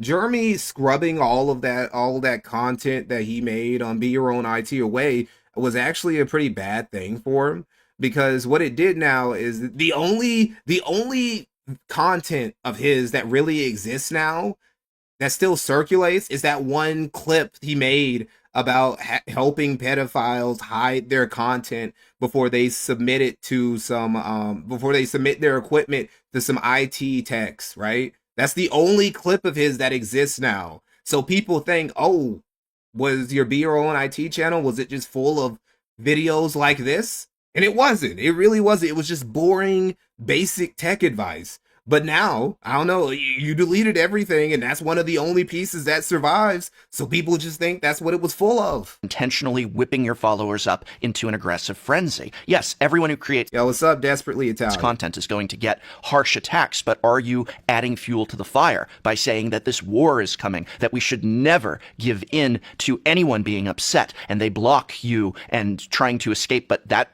will never stop? This kid has no credit, keeps talking shit. I'll tell you what next to that. We're both at I'll come seek you out. What? See, this is obviously, this has drunk text written all over it. This kid has no credit, keeps talking shit. I'll tell you what, next time we're both at blank, I'll come seek you out. Okay, so some kid was talking shit to him. And he was saying, next time we're at an event or wherever. See, I should have put this in the video too. I wish there was more context and I would have put it in there. I would have put it in there. But no, it was tons of tweets like this. And just because you wake up the next day and delete them doesn't mean that nobody saved them or remember that you tweeted it out, Jeremy. And people save this shit and they remember that it happened and it starts to build up. You from going after them. What exactly is the goal with this?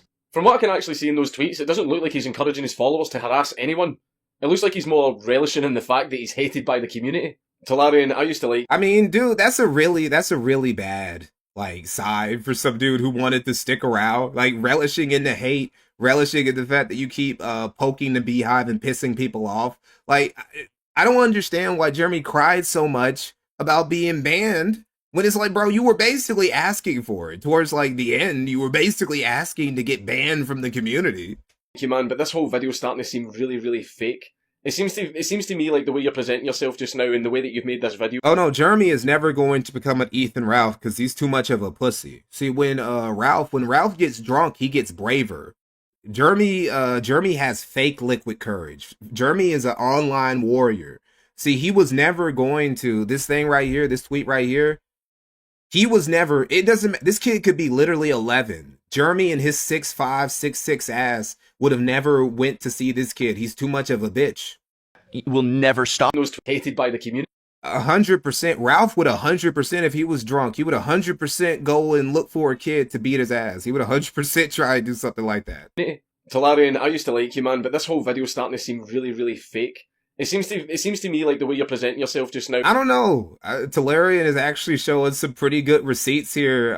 Well, he's not showing receipts about the things he's saying specifically, but he's showing receipts that Jeremy was a consistent asshole in the community who was picking fights and starting shit for literally no reason. In the way that you've made this video, you've kind of tried to make it look as if you're coming from an area of good faith when it's kind of obvious that you're just trying your hardest to virtue signal for what you feel is the righteous side. There's a lot of misrepresentation in your video and it's actually starting to feel extremely dishonest. And it is known that you do have a bias because you're friends with this girl. No. Well, of course he has a bias. Like, I don't hate, here's one thing I really hate. I've said this, somebody's said this before, not a lot, because a lot of people like the fact that I'm just like, obviously biased when I tell stories about shit, because I still present the facts. I don't lie. If there's a receipt, then I'm going to show the receipt. I'm not going to like lie or even lie by omission or anything like that. So it doesn't matter. But I hate this idea that you have to be non-biased in order to portray a story. It's like, if I was in this dude's position, of course I'm gonna like portray Jeremy as a piece of shit and I'm gonna talk shit about him because that's what I know him as. I know him as a shit stirrer. I know him as a dude who goes after people that I like and talk shit about him when he gets drunk for no reason. So of course I'm gonna present it that way. What the fuck? I gotta like present him in a positive light or a neutral light just because that's fair to him? Fuck him. We're not using any new artwork for you. Classic Liliana then. I can't blame you. Why mess with perfection? But anyway, moving on. So, like I said, I had my beef in the past, but it's to the point. That was where Jeremy wishes he was in that situation, by the way. Jeremy wishes. I can't blame you. Jeremy wishes that Christine was on the other side of the table from him. Why mess with perfection? But anyway, moving on. So, like I said, I had my beef in the past, but it's to the point that people have almost fucking died in the MTG community by being bullied. That harshly. Yes, they have literally died from tweets. Of course they have. I mean, look, everyone who gets mean tweets are just dropping like flies. Look at all the MTG content creators that fell off the face of the planet because somebody said a mean word to them. Again, that's true. I've yet to see anybody hospitalised by a tweet. I was reacting to a crazy statement by a huge member of this community. Loading Ready Run's frontman, Graham, saying that women can't deal with comments as mean comments because they don't have penises. And that I was supposed to be ashamed I was born with a penis. And I should be thankful that I have this genital. Henry E44, have you gone over quartering throwing his nerd-rotted cross over in depth? No, I haven't, though. To make me stronger against mean comments on the internet. But that isn't what Graham... That could be a future, that could be some material we do in a future leftover quartering stuff stream. Graham said. At all. That is a misrepresentation of that argument that you had with him. And people who didn't see that argument are going to go by that claim from you. Hold on. I'm sorry, I wasn't paying attention. I'm sorry. To make me ashamed I was born with a penis. And I should be thankful that I have this genital to make me stronger against mean comments on the internet. Oh yeah, that's another drunk video. That isn't what Graham said. At all. That is a misrepresentation of that argument that you had with him. And people who didn't see that argument are going to go by... Dude, look at these fucking titles. Hold on, excuse me.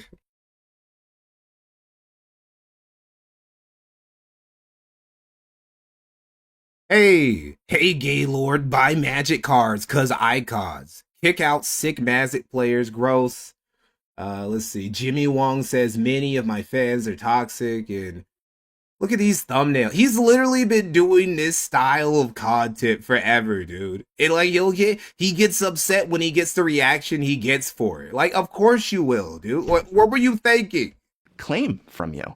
Shouldn't you at least be accurate in what you say? That may be the case in this instance. I'm not 100% clued up on this. Oh, I don't have kids. I couldn't handle that. I got other noisy things in the house, though. Exact event, so I'm not going to attack or defend anyone on either side. But see if people in your audience just want to take absolutely everything that you say at face value and then do no further research themselves, well then that's their choice if they want to be fucking stupid.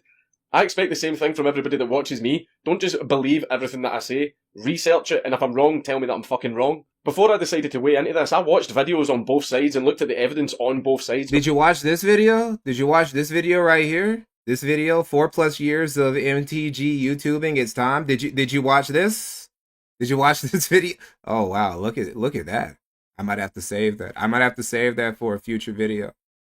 That might be a future thumbnail for something. A future thumbnail for a video or a stream. I don't think you watched everything, Quartering. I don't think you watched everything. Conclusion, and I would advise anyone to do the exact same thing in every scenario. I'm not going to be held responsible if you want to be stupid. Publicly shaming these people and posting their names on the internet is, something that's totally fine. But don't you feel that behavior such as taking a photo of just a random person, a woman at a GP, and then sending it out to all of those followers with an arrow pointing at... He's so fucking creepy. He's been creep posting about women for over a decade, dude. Well, not over a decade. When was this video made? Almost a decade. It probably has, actually no. No, he has been doing this over a decade of creep posting about women. Her, mocking her, saying you don't like that she's there. She's obviously there with her boyfriend or just a bystander, to this person you don't even know who she is. Oh no, oh my god, dude. I wouldn't even Sargon. Oh my god, he copied Sargon's. Oh my god, I can't believe he did that. I wasn't aware of this. See, this is something I should have watched. I should have watched this Dankula video before I made the vid. I should have put this in the doc, because this is two things. One, more evidence of why he got booted out of the community. You're talking about shit like this, right? I wouldn't even rape you. Number two, it shows how much of he really did regard Sargon as his daddy. He really copied Sargon's most infamous bar, the "I wouldn't even rape you" line. The line that ironically would get Sargon consistently raped when he tried to like run his political campaign. Literally the line that haunted Sargon for years kind of still haunts him in a way, right? Like there are still people, if you ask anybody, any politician, what they think about Carl Benjamin, the "I wouldn't even rape you" line he said to Jess Phillips still comes up, right? He really said that. He really took that and said it to somebody else in the Magic community. And then he wonders why they fucking hated him. Jesus Christ, dude. Yes. To be honest, at Magic events, that actually is really fucking annoying. He was just simply showing an example of annoying behaviour at a Magic event. Bro, alright, look, Dankula, I was giving you the benefit of the doubt, but now you kind of glazing, dude. You kind of like dick riding, bro. Like, at a certain, you gotta understand where these Magic the Gathering niggas are coming from when they keep talking about why they don't like Jeremy here, bro. You're kind of giving him a little bit too much leeway, dude. He said in the original tweet, this is sweet. You're sweeping a little too hard, bro. Tweet that started the thread that he loves the ladies of Magic. He was just showing an example of some annoying fucking behaviour. And from everything that what was she doing besides just like standing next to her boyfriend? Like, what was she doing that was annoying? Was she like talking loudly? Right? Was she ruining the games? Right? Was she saying how much she hates Magic? How much everybody at the event stank? Like, what was she doing that was annoying aside being a woman who was in Jeremy's presence? Seen so far, I still haven't seen any actual evidence where he is harassing, Sprankle, or encouraging violence or rape threats or anything like that towards her. All right, look, the rape threats, okay. But, you know, the harassment, again, you know, I actually do agree with that. I do believe the whole harassment talk, this whole thing, everybody on all sides has been histrionic. But it's like, I don't understand. You have to, it should be very obvious to you now why people in the Magic community wanted this dude gone. I'm just simply not seeing 2 years of harassment here. All I'm really seeing is him being edgy and mocking people while he criticises them and everyone being a bunch of fucking pussies about it. Dude, look, man. Look, dude, this isn't the fucking internet. Look, Dankula. This isn't, again, this video, it was 8 years ago. So this is like super old news. I'm sure maybe he's changed. Well, maybe he hasn't because he was on the show. He was on Quartering Stream not too long ago. But look, dude, when you're on the internet and you're an edgelord, which Dankula is, he's an edgy boy. Sargon is an edgy boy. I'm an edgy boy. So, you know, I understand where he's coming from. But this isn't a community of edgy boys. This is a community of just nerdy people who like they don't really like enjoy the blood sport shit. They don't really enjoy, they don't get the Kekistan memes. And when you're just a drunken, obnoxious asshole all the time and you go like picking fights with people, then yeah, people are gonna get tired of you and they're gonna want you gone because you're ruining the vibe, bro. He's killing the vibe and he was scaring the hoes, which is really the greatest offense. You can tolerate a vibe killer from time to time, but a vibe killer who's also scaring hoes, that's unacceptable, dude. Being edgy and mocking people while he criticises them. There aren't that many hoes in these sorts of nerd communities anyway, and just having dudes who just run them off, that's just, nobody wants a guy like that around. And everyone being a bunch of fucking pussies about it. A tweet, not to you or at you, that just says, what is Antifa? I don't know what that is. I don't even know what that is. I don't want to know. But see, look how like out of the loop this dude is. Just says, what is Antifa? I don't know what that is. I don't even know what that is. I don't want to. He doesn't even know what the fuck Antifa is. That's how out of the loop he is with this internet shit, right? He's just a dude who probably outside when he's not doing Magic the community shit, he's just like, he works a regular job. He's just a regular guy. And he doesn't understand. He doesn't get why Jeremy acts the way he does. I don't understand, Jeremy. I don't know why. Why does he flip out? Why does he do all these Pepe? He keeps posting all these frog memes and I hear stuff about Gamergate. What is that? I just want him to stop making the edgy jokes and getting drunk and talking bad about like female cosplayers and stuff like that. I just want him to stop. No, but there's just regular nerds in this community who wants Jeremy to stop doing the things that he did. And he didn't, so he got banned.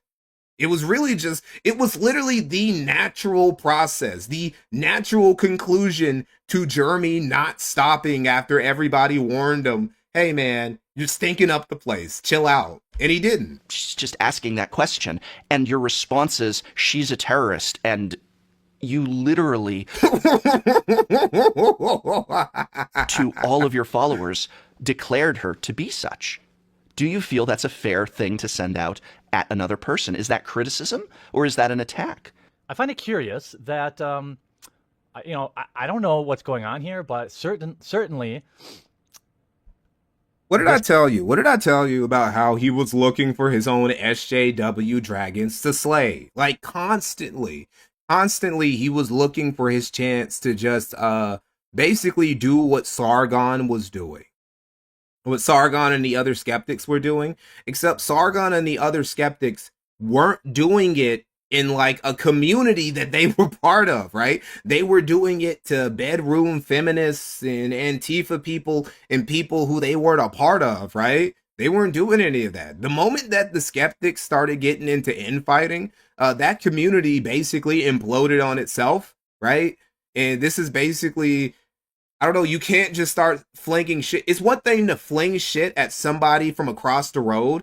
You really shouldn't fling it at somebody who's sitting in the same room as you. Because even if you hit the target, now everything stinks. This does read as possibly someone who works for Wizards of the Coast is interested in, at the very minimum, learning more about Antifa. I completely agree with you in this bit. Just because someone asks about Antifa on Twitter doesn't mean they actually want to join Antifa, so Jeremy did misrepresent that. Okay, see, even in this video, even in this sweet video, Dankula's like, I mean, well, he was wrong there, but, you know, still. There, so I completely agree. I'll give you that one. I'm not familiar with this person. Yeah, he wanted his own Francesca Ramsey. That's what he wanted to. He wanted his own. He wanted to get in his own little arc.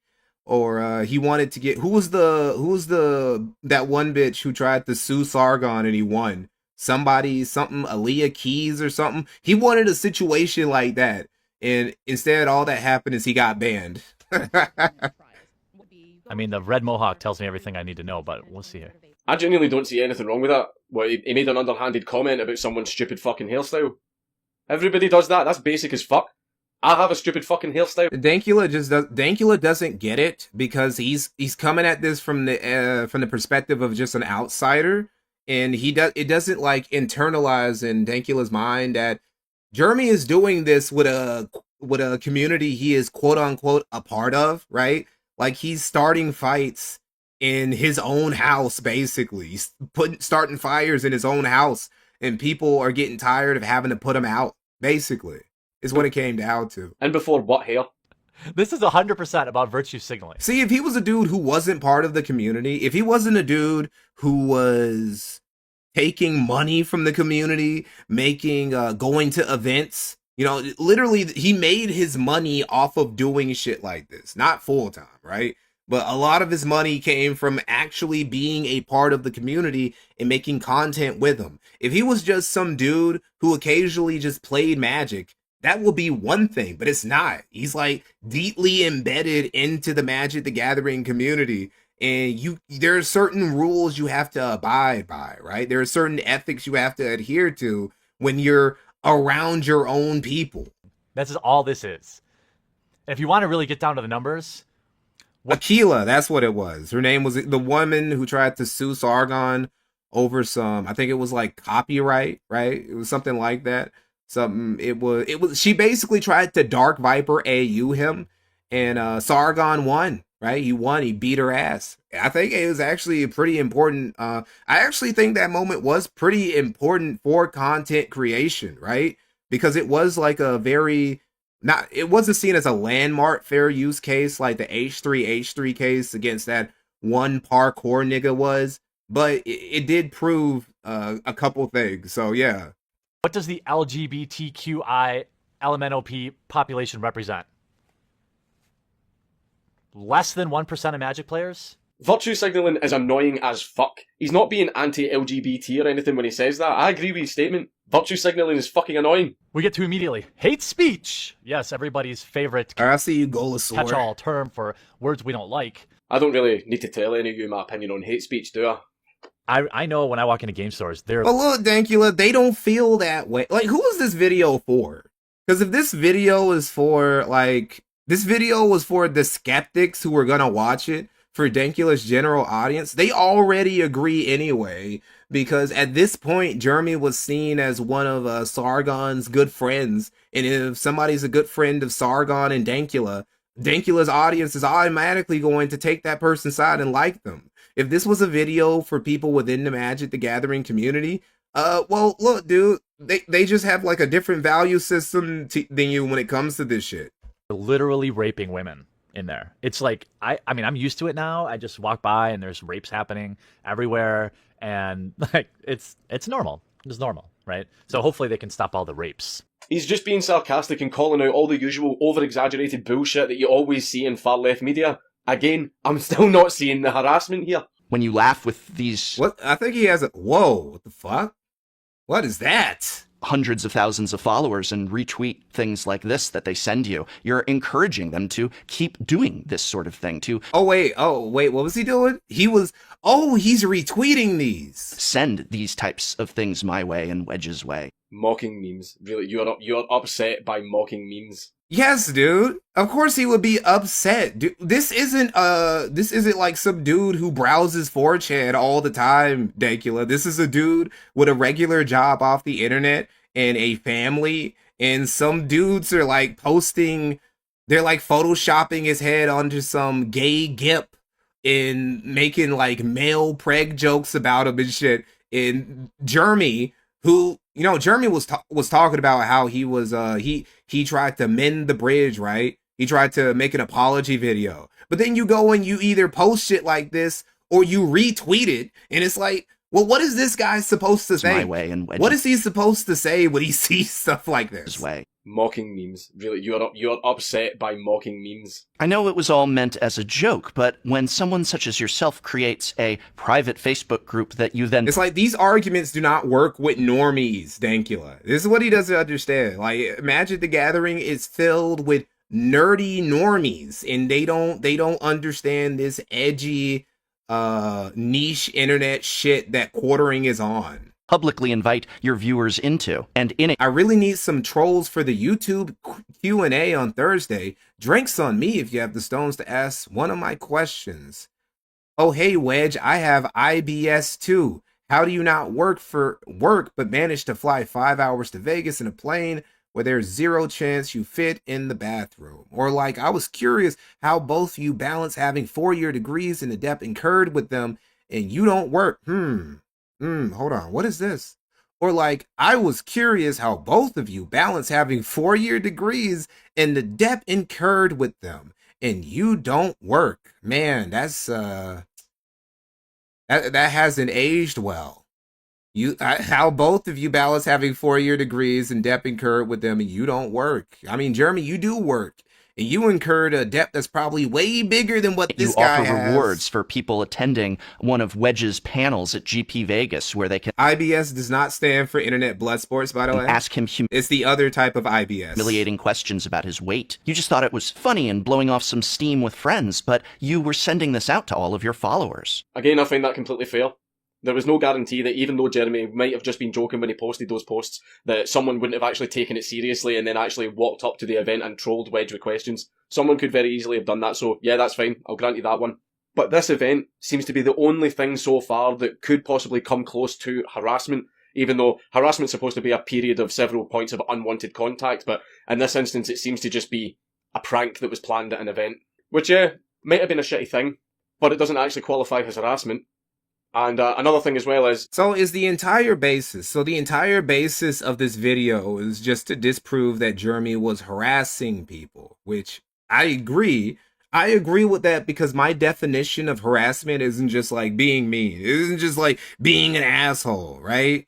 So that isn't, you know, so I agree with him on that basis, but this isn't, I don't know, it kind of ignores the core reason about why everybody hated Jeremy and why they kicked him out in the first place. It wasn't just because, I mean, the harassment shit really derailed the whole discussion about why people didn't like Jeremy in the Magic the Gathering community and why he had to go. And that's the reason why Jeremy always goes with that angle whenever he's explaining things, because it gives him the ability to just sweep all the other shit under the rug. Even if it did qualify as harassment, it's not in any way aimed at Sprankles, is it? Now, the reason I actually chose this video is because it is the biggest source of all of the apparent evidence against Jeremy, but it seems that there was only a few instances. No, you don't have to watch the first part, the first quartering stuff stream. This isn't like, I don't know, it's all old shit that we're just talking about. It's just stuff I couldn't put in the video for one reason or another, and we're just talking about it right now. So you can watch them in any order. In there that actually related to anything that, you know, they want to call harassment towards Sprankles. It seems that there was a few tiny things at the start of the video, and then the other 85% of it was just going off on a complete tangent about stuff that Jeremy had apparently said about other YouTubers in the Magic area. Now, the thing that really puzzles me the most about this, right, is Talarian's video was very clearly a group project, because all of this only happened on Friday, and there is absolutely no way that Talarian somehow managed to pour through all of Jeremy's videos on all of his YouTube accounts and poured through all of his tweets on all of his Twitter accounts on his own. So he had people helping him, sourcing all of the good bits and all the juicy stuff to actually put into the video. And despite that huge group effort and gathering all of that evidence together, still no evidence of 2 years of harassment against Sprankle. And Talarian, you can act all saddened and meek and, oh, I hate to do this, but in the video, I see right through your fucking bullshit, man. See if you had that many people working with you to gather all that stuff. Why is he going so hard against Talarian? Like, what is Talarian really? Talarian is just trying to prove, is just trying to present a case. Well, if he's trying to present a case of harassment, a normie probably would think that Talarian's video is very good because, you know, normies, they would see Jeremy's video, right? They would just see Jeremy's video that he made about Christine Sprankle, and that would be enough for them. That would be enough for them to think, oh yeah, this dude is a weird, creepy fuck, right? Now, for us who have a looser definition of what harassment like actually is, or I would rather say we have a stricter definition, right? A stricter definition about what counts as harassment. It's not enough for us. But even then, the case that he's making about Jeremy just being an asshole who's been badgering his community for years until they got sick of his bullshit, it's pretty good. I'm not gonna lie. You yourself would have questioned, like, even though... Also, why is this video called Thought Magic? It's just occurring to me because we're like halfway through this bitch and he's only talked about Christine Sprankle a little bit. He's barely talked about her, right? Found all the shit of him being an edgy boy online and pissing people off. There isn't quite enough here to prove Sprankle's original claims, you know, the ones that lit. Also, the entire thesis he's made for the video is wrong because, again, Sprankle didn't say specifically that he has been harassing just her. She said the community. She said me and people I know.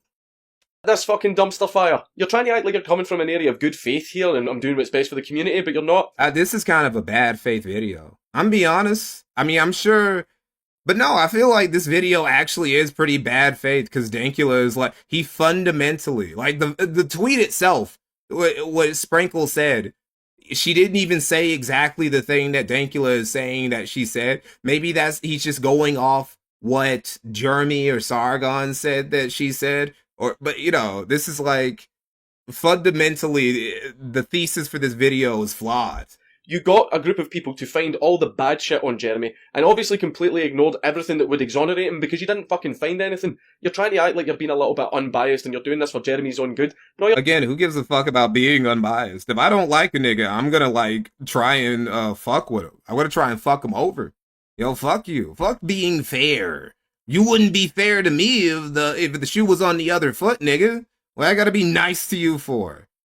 Did Christine actually do anything wrong? It seems like she just wanted to cosplay and make a few bucks off of her interest. No, that's literally all she did. Literally all she did was just like be a cosplayer who asked for Patreon donations. And honestly, if this was like 5-7 years later, I said 5-7 because if I said the other number next to 7, some of you niggas in chat would start showing out. But if she just did what she did a couple years later after OnlyFans happened, she could have just been a safe for work OnlyFans cosplayer and she would have made way more money and gotten way less shit for it because nobody would have given a fuck. But it's what year is this? 2017? It's late 2017, right? And somebody asking for Patreon dollars for basically anything because people were very big anti-grifters. Like, the reason why we have so many insane grifters these days is because you can just get away with asking your audience for money all the time. Like what I'm doing right now, I'm not even asking. See, this is what I didn't even say it, and you're still doing it in chat. I didn't even say it. Look what you're doing. Just the chat is ruined now. But no, even back in the day, what I'm doing right now, where I'm just letting you guys donate. Some people, if this was 10 years ago, some people would call me an e-beggar. Some people will call me a grifter. I'm not even asking you guys for super chats. But the fact that I'm letting you guys give me money would just be considered like grifter shit. So back then, Christine just asking for some dollars for being a cosplayer was considered grifting. And even back then, it was a bad argument because, again, Jeremy literally did the exact same thing a year before she did it. You're not. You're shaking his hand while stabbing him in the back with the other. The fake persona in your video isn't fooling me, because we all know you've got a bias. MTG cosplayer and friend of the channel, friend of mine, Christine Sprankle. But despite all of that, the only two things I've seen in all of that evidence that did kind of make me raise an Good on him. Good on him for standing up for his friend and fucking over Jeremy Hambley. The fuck I gotta be fair for. Eyebrow and agree with you in some way was the time. The fuck I look like giving a nigga I don't like a fair shake. Why would I do that? Why would I try and be fair to people I don't like and that I know are assholes? Of course I'm gonna shit on you. Like, there are people, heck, groypers in my comment section of my documentary on Nick. Like, you're biased. You aren't even giving up. Yes, nigga, I am biased. And I'm gonna be even meaner when I do the new documentary on him in 2026. Cause fuck Nick Fuentes. He's a piece of shit. I really should have been even meaner in my first documentary. I'm gonna make up for it this time. Where he conflated a woman asking about Antifa to wanting to join Antifa, and when he was making those Facebook posts that could possibly have resulted in people going up and trolling Wedge at one of the Magic events. But even though I agree with you on those things have nothing to do with Sprankles. The only other things that you showed were tweets, where no one was added in the tweet, so it wasn't directed at anyone. Clips from live streams that were presented just on his own channel, and clips from videos that were just presented on his own channel. So that basically means that even though he created media where he critiqued someone or made fun of them or acted like an edgy boy, this wasn't sent to anyone or directed at anyone. He wasn't communicating these things directly to that person, which would possibly qualify as... Now look, bro. Now this is just retarded. Now look, I posted this thing. You know, I took your face and I put it over a photo of a big fat ugly nigga in a gimp suit at like some gay leather bar, right? But it's not really me like talking shit because I didn't mean for you to see it. I didn't at you. I didn't at your Twitter handle. So technically that doesn't count. And it's like, even then, this argument doesn't work. Because again, he added the Twitter handle of Christine Sprankle in the video he made about her. So if that's what you count as harassment, if it's not harassment because, oh, he didn't at your Twitter account, he did that to Christine. So I guess he did harass her then.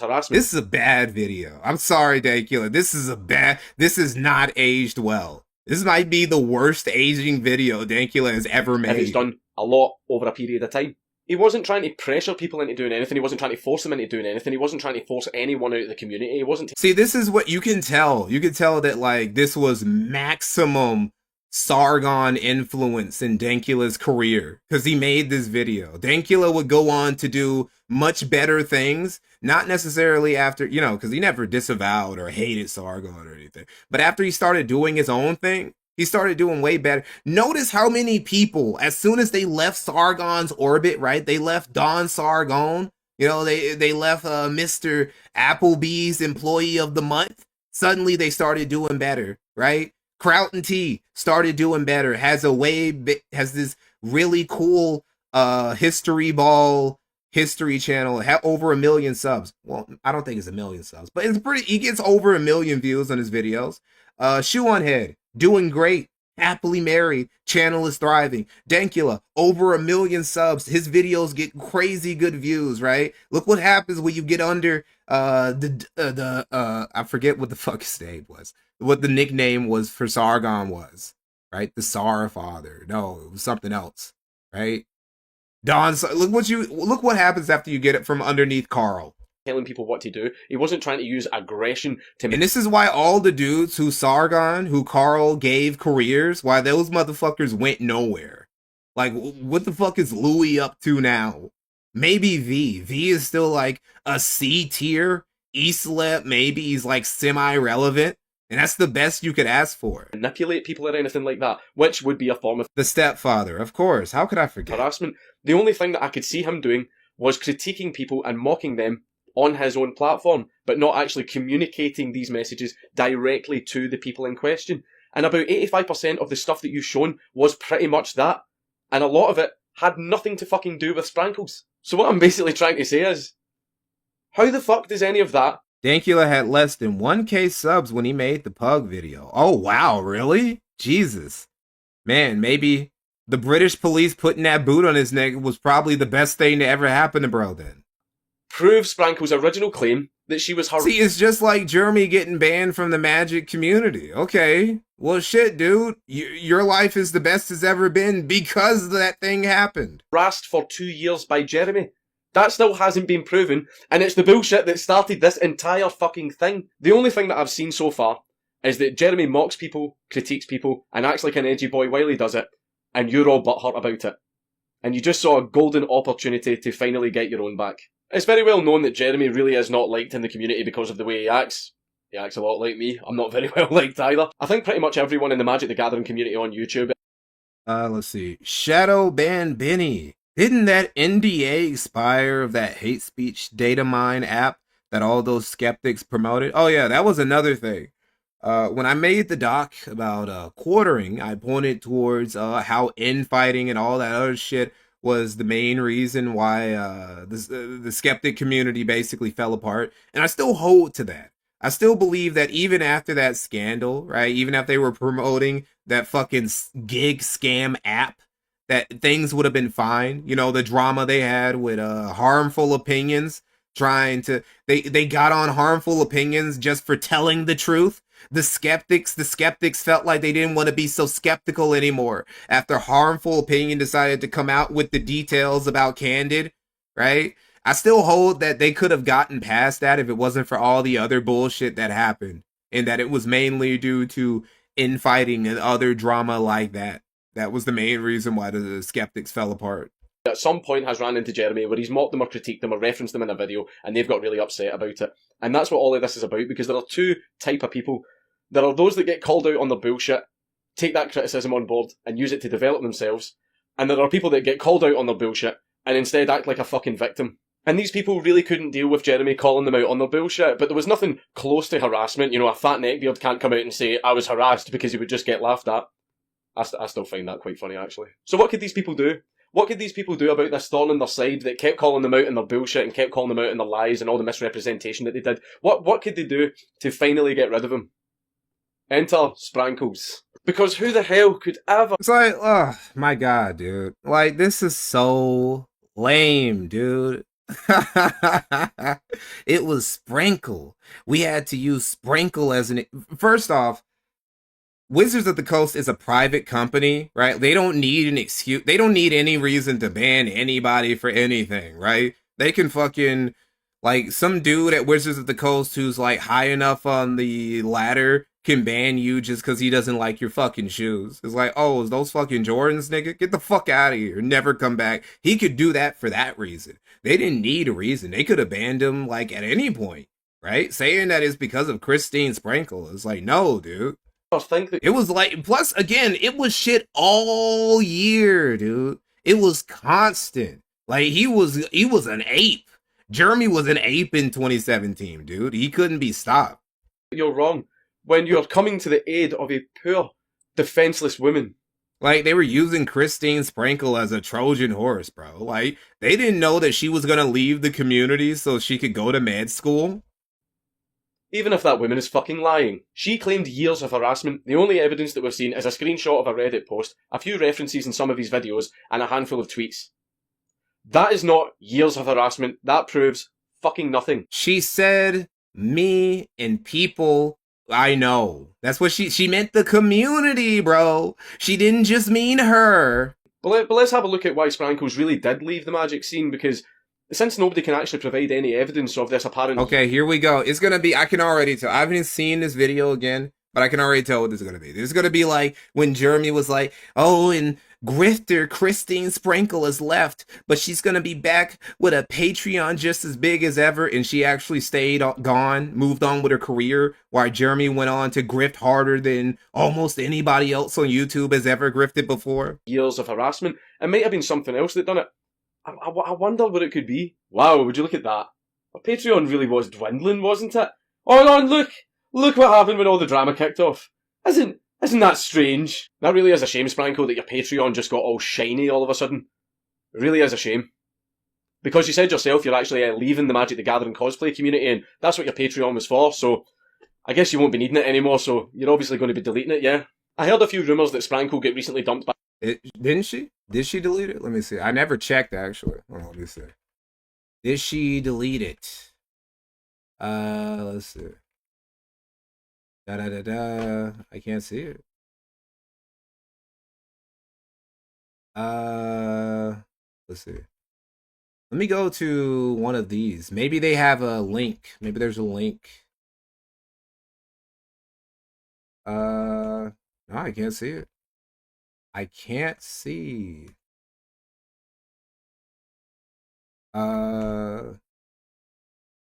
No, it looks like she deleted it. Like she actually deleted it. She's like, all right, guys, I'm done. I'm gone. I'm going to move on with my life. And she did. Okay. By her boyfriend, and that on top of a dwindling page. Princey55, I think she just like cosplaying and playing MTG. Yeah, I think that's basically what it was. She just wanted to, she always wanted to go to med school and become a nurse or whatever the fuck. But she also liked playing dress up, and she kind of liked playing Magic. So she's like, okay, well, maybe I can make money playing dress up as Magic characters I like, so I can get into med school, and it worked out for her. Good for her. Yeah, in a way, she did get a big boost in Patreon donos right before she shut it down because of Jeremy. So yeah, way to help her pay for med school, Jeremy. Probably had her down in the dumps. But what is it that she could do to remedy this situation? I don't believe all women on principle, but I have no reason to not believe Christine Sprinkle after everything I saw. It seems like she was just pretty genuine. Maybe she was like a histrionic individual, but then again, she was a woman. So she came up with a plan. She would be a drama queen and announce her dramatic... What can you say? It just be like that sometimes. Exit from the Magic the Gathering cosplay community, and on her way out of the door would make up a bunch of lies about years of harassment so that she could take a final swing at a guy that she's always hated because he always called her out on her bullshit. And what that caused in return was all of the white knights and cucks. What bullshit did he call her out on? What did he do? What did he say? All he did was call her like a grifter for doing what he did but better because she was a woman who could use her looks to get more Patreon bucks than he did. Like, what do you mean? What did he call her out on? It's not like she tried to scam somebody. It's not like she took $30,000 from the community to make some app that died on launch. It's not like she did some bullshit like that. Did Dankula know about that? Did Dankula know about Game Finder when he made this video? Did he know that Quartering had already burned through $30,000 of other people's money in the Magic community even before this shit went down? Did he know that? The Gathering movement all surrounding her and filling her Patreon up with all that money. The thought magic is strong! Now, to all of the white knights that have surrounded this girl, despite the fact that she still has not provided any evidence to actually back up these claims, there is some information that you should be aware of. I've actually read every single piece of literature that's actually been created in the entire history of mankind. I've browsed all of Wikipedia and everything onto the internet. I've even went all the way back and read the Dead Sea Scrolls, ancient stone carvings and tablets, and even this ancient manuscript itself, and I'm afraid to tell you that at no point ever in the entirety of human history has a woman slept with a man because he defended her on the internet. Sorry guys, but don't worry, white knights. You should tell Jeremy that. Jeremy should rewatch this video just for this part. Hold up. Actually, here's what I'm probably gonna do. Here's what I'm gonna do. I'm gonna clip this part specifically, and I'm just gonna send it to Jeremy after the stream. That's what I'm gonna do. I'm gonna clip this, and then I'm gonna tweet it out with Jeremy's name after the stream. Sorry guys, but don't worry, white knights. Now that our Patreon's nice and shiny again, don't be surprised if in the next few weeks Sprankle announces her triumphant return to the Magic the Gathering cosplay universe. Nope. No, she said that she was gonna leave and become a nurse or whatever, and she did. So hey, she's a woman of her word.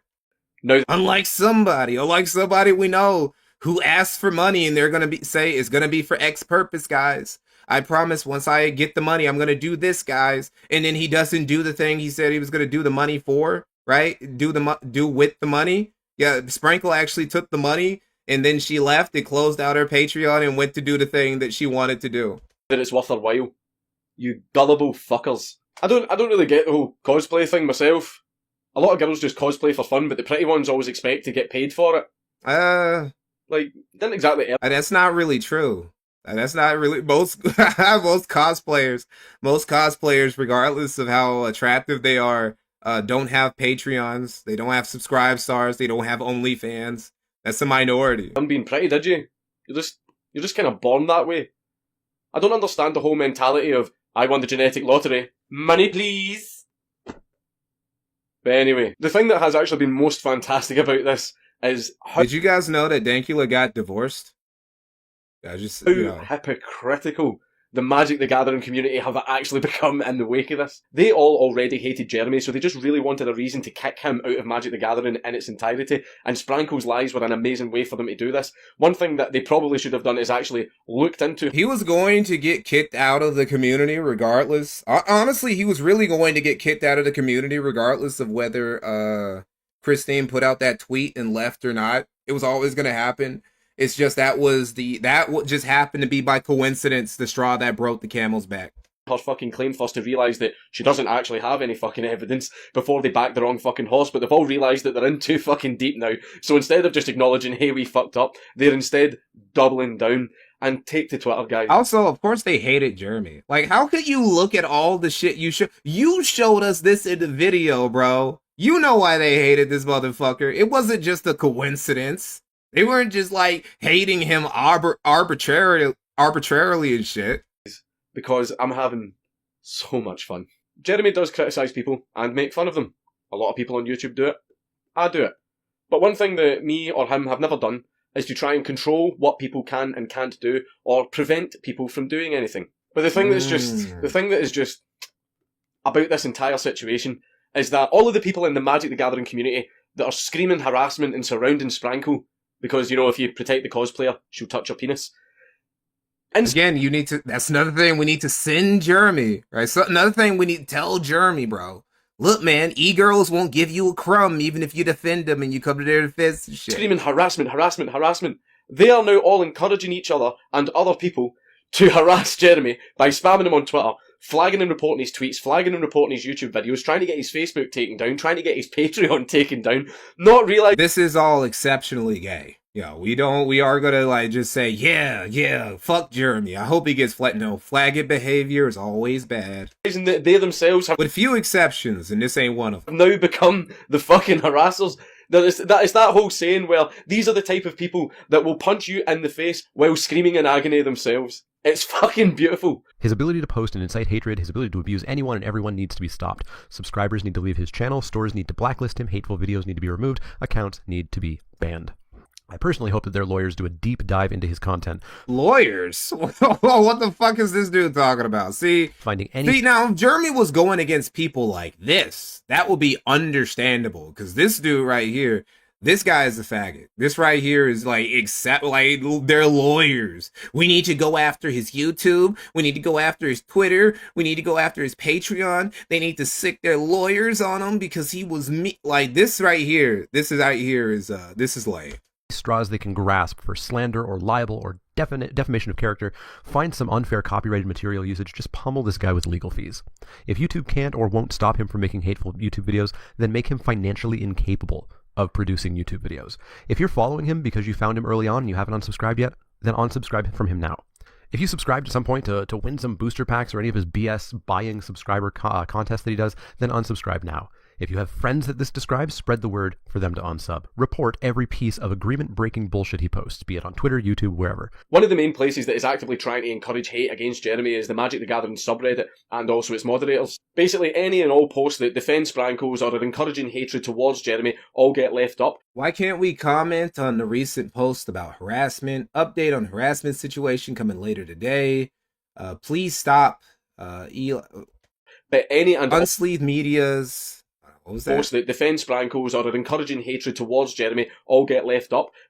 Unsleeved Media's primary harassment video against Christine Sprankle has been removed for harassment But and any bullying. and all posts that try to defend Jeremy or actually ask for any evidence immediately get deleted and the user gets banned permanently. I actually got permanently. That's just Reddit though.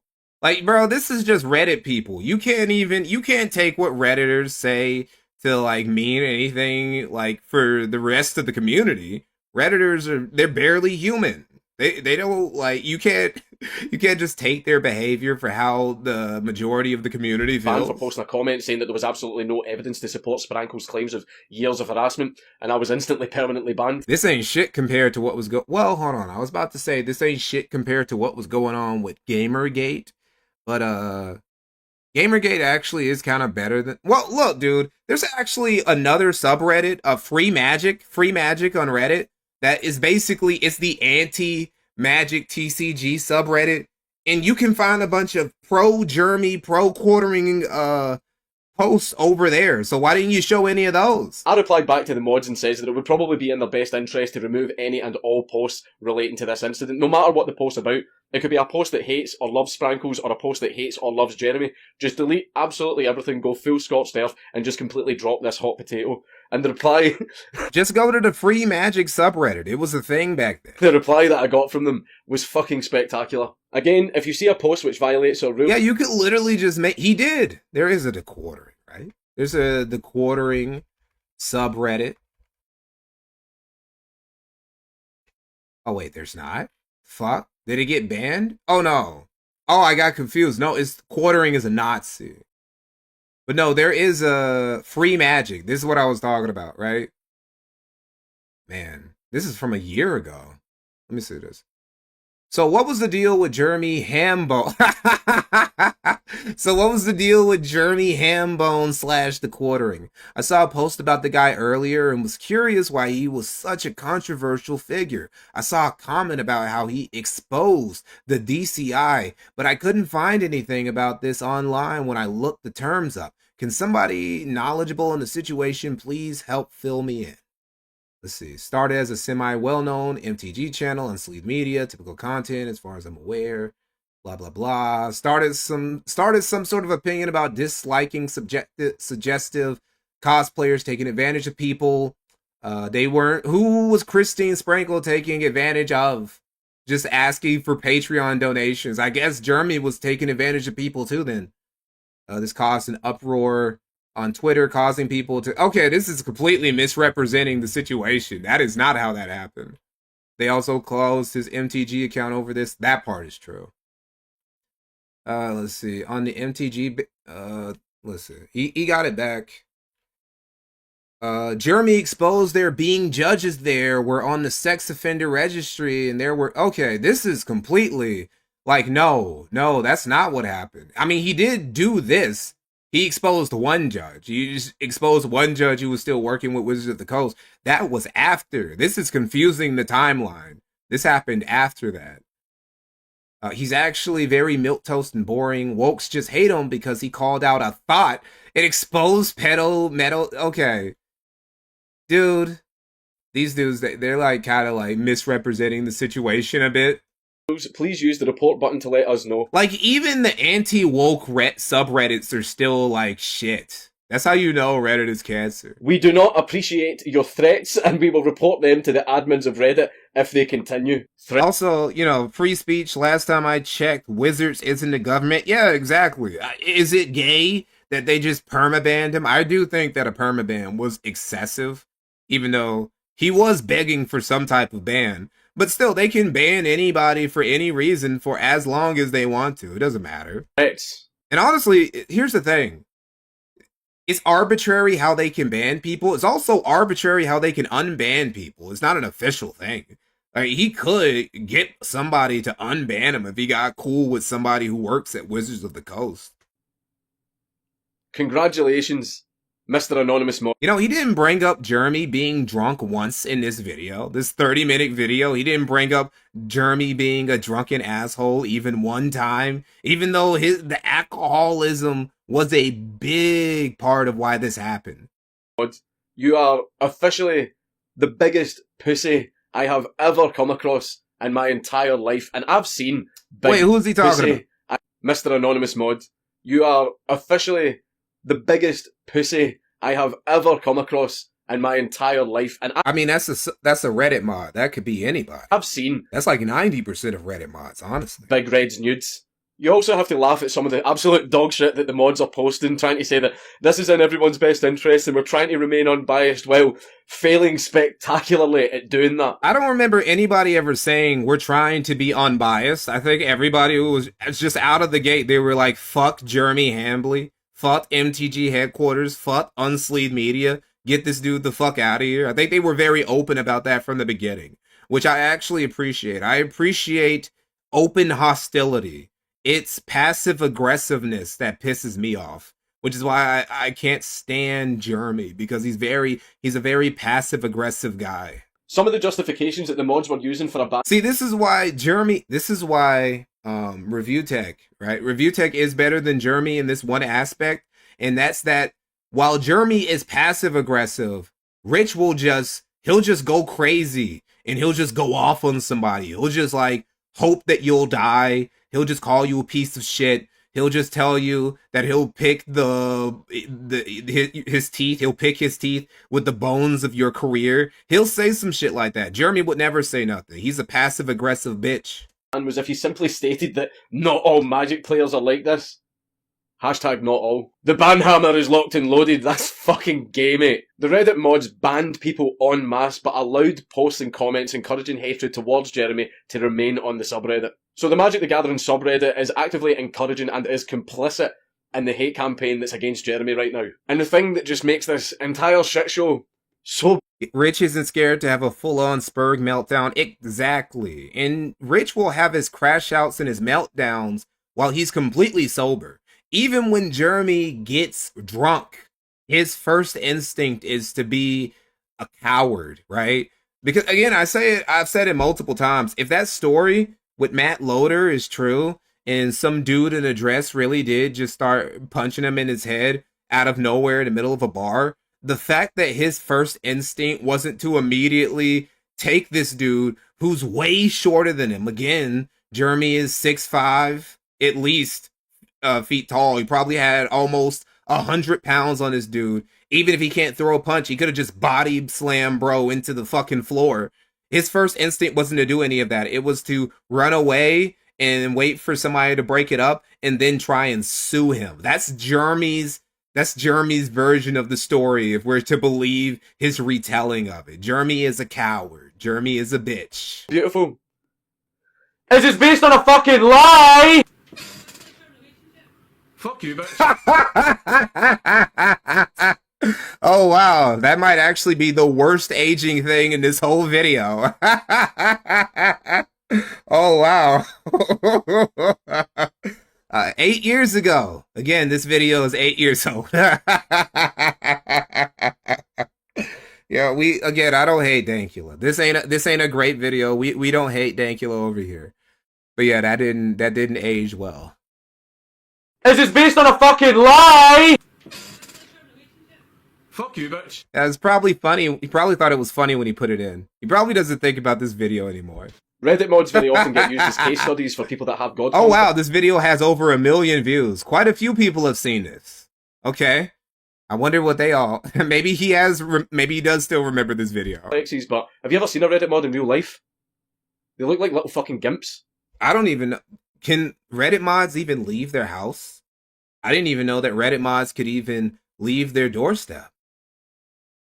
See if I ever... They come off like... Reddit mods come off as the type of creatures who, if directly exposed to sunlight, they start disintegrating. Actually physically meet a Reddit mod in real life, I'll fuck his wife in front of him. ban this cuck. So even despite all of this evidence that's been presented so far, assuming a Reddit mod has a wife. the only things that I can actually really fault Jeremy on is the time where he called that woman out for wanting to join Antifa when she clearly didn't, she just wanted information, and also the time where he tried to arrange for people to go up to Wedge at that event and ask him stupid questions through the microphone. That had potential to go wrong, so I'll grant you that, he shouldn't have done that. But okay, so even in the whole thing where you're saying Jeremy hasn't encouraged harassment, you got at least two examples, two minor examples, you know. I also think they're nothing burgers. But even by the definition you set out, okay, Jeremy did one or two things that sort of kind of... Okay, so he did it. He did it. He's guilty. They were right to give him the boot. They were right to tell him to kick rocks. Those are really the only things that I can actually fault Jeremy on, and they're not harassment. It's just not harassment. Whereas all of the people that have sided with Sprankle in the Wizards community are actively encouraging a hate campaign against Jeremy. They're trying to get his YouTube... Well, they aren't all encouraging that. Just like, they're just a couple people who are doing it. You know, just a couple, some gay YouTubers. The dude who Talarian didn't say anything like that. Talarian was actually unnecessarily fair, in my opinion, towards Jeremy, right? He wasn't like me. He wasn't like me. He just went completely scorched earth. Fuck this nigga into the earth, right? He wasn't that like that. He was actually very fair to Jeremy. Only a couple people are doing this. It's just Reddit people and that one faggot you showed earlier. Twitter, Facebook, absolutely every area of his social media and livelihood taken down, all based on a fucking lie because this girl still cannot provide any evidence of 2 years worth of harassment. It seems that... Even Christine Sprankle didn't encourage a hate mob. She's just like, she was tired of bro. She's probably sitting on how creepy it was in that video for a while, because, you know, I don't know, she's just like, I don't want to be like she's just a woman. But, you know, women, especially like, you know, when they're around, the type of women who gather around nerd communities is, there's certain stuff, they get certain things from every semi-attractive girl that you've ever seen who in nerd communities, they get weird shit from dudes from time to time. And what Jeremy's video about Christine Sprankle was probably a top fiver for her. That was a top fiver that she literally couldn't have not seen because, again, he added her Twitter handle. So she's probably been sick of that dude for over half a year at that point. And so she was just saying adios to the community. So she just said, fuck it. Let me just say my piece and be gone. The main thing that he does that all of you have a problem with is he calls you out on your bullshit and he makes fun of you while doing so. And you can't handle it. You can't handle... What's the bullshit? He's just talking shit. He's just trolling. What bullshit is he calling people out on?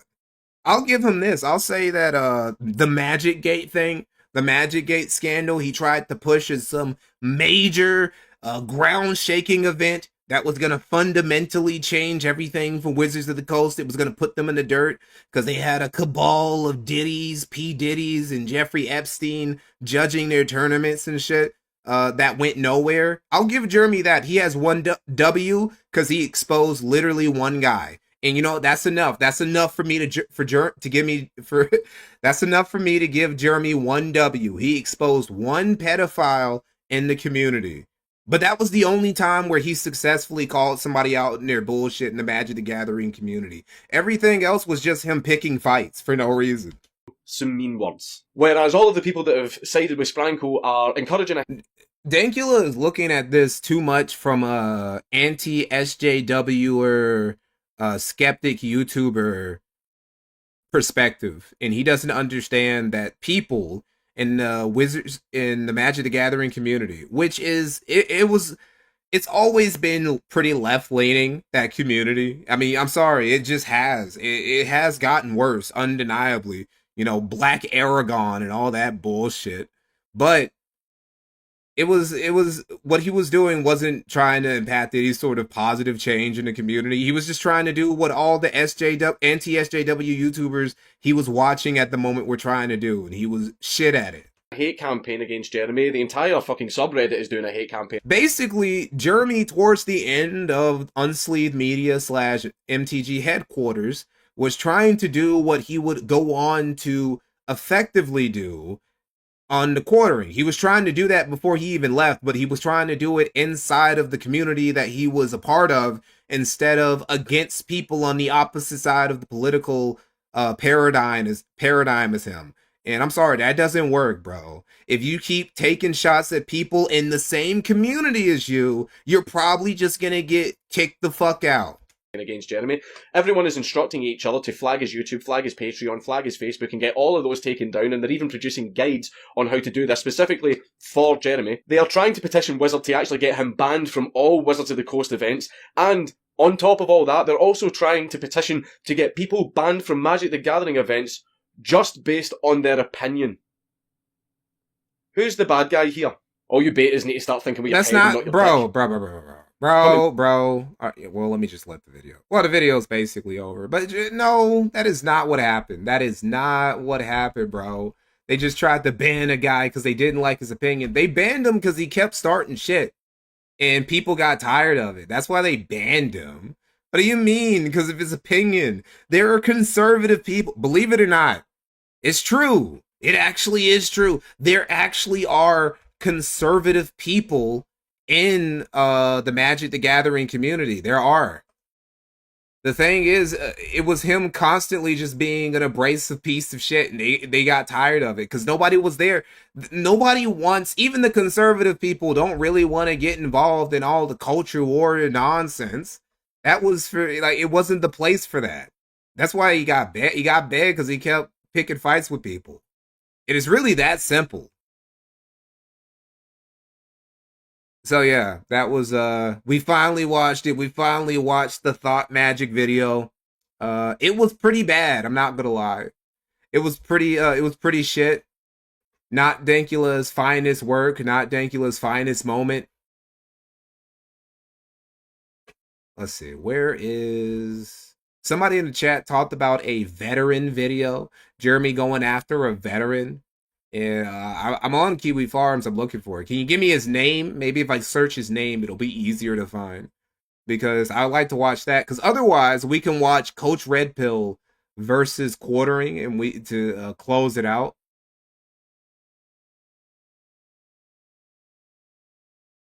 Conservatives buy Magic cards too. They do. Some of them actually do. You know, it's just like how there are still conservatives who buy American comic books. I mean, it's kind of shit right now.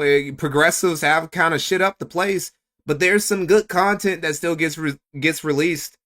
It gets put in these comic shops, and conservatives, it's their hobby. They're just supposed to give it up. They're supposed to not read American comics anymore because they're shit.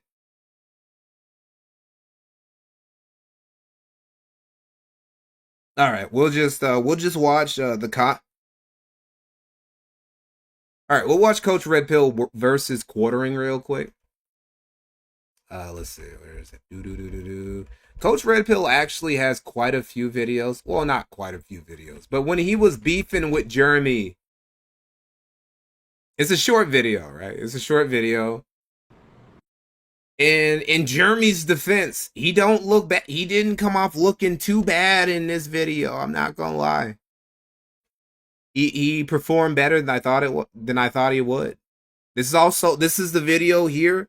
This is where he admits, or where he says low net he makes low sevens. You know, that thing that we're supposed to believe. If we're to believe that to be true, well, okay, why'd you keep doing all the fundraisers then, Mr. Millionaire, Mr. Daddy Warbucks? What the fuck do you need everybody else's money for? You can't fund your own lawsuit?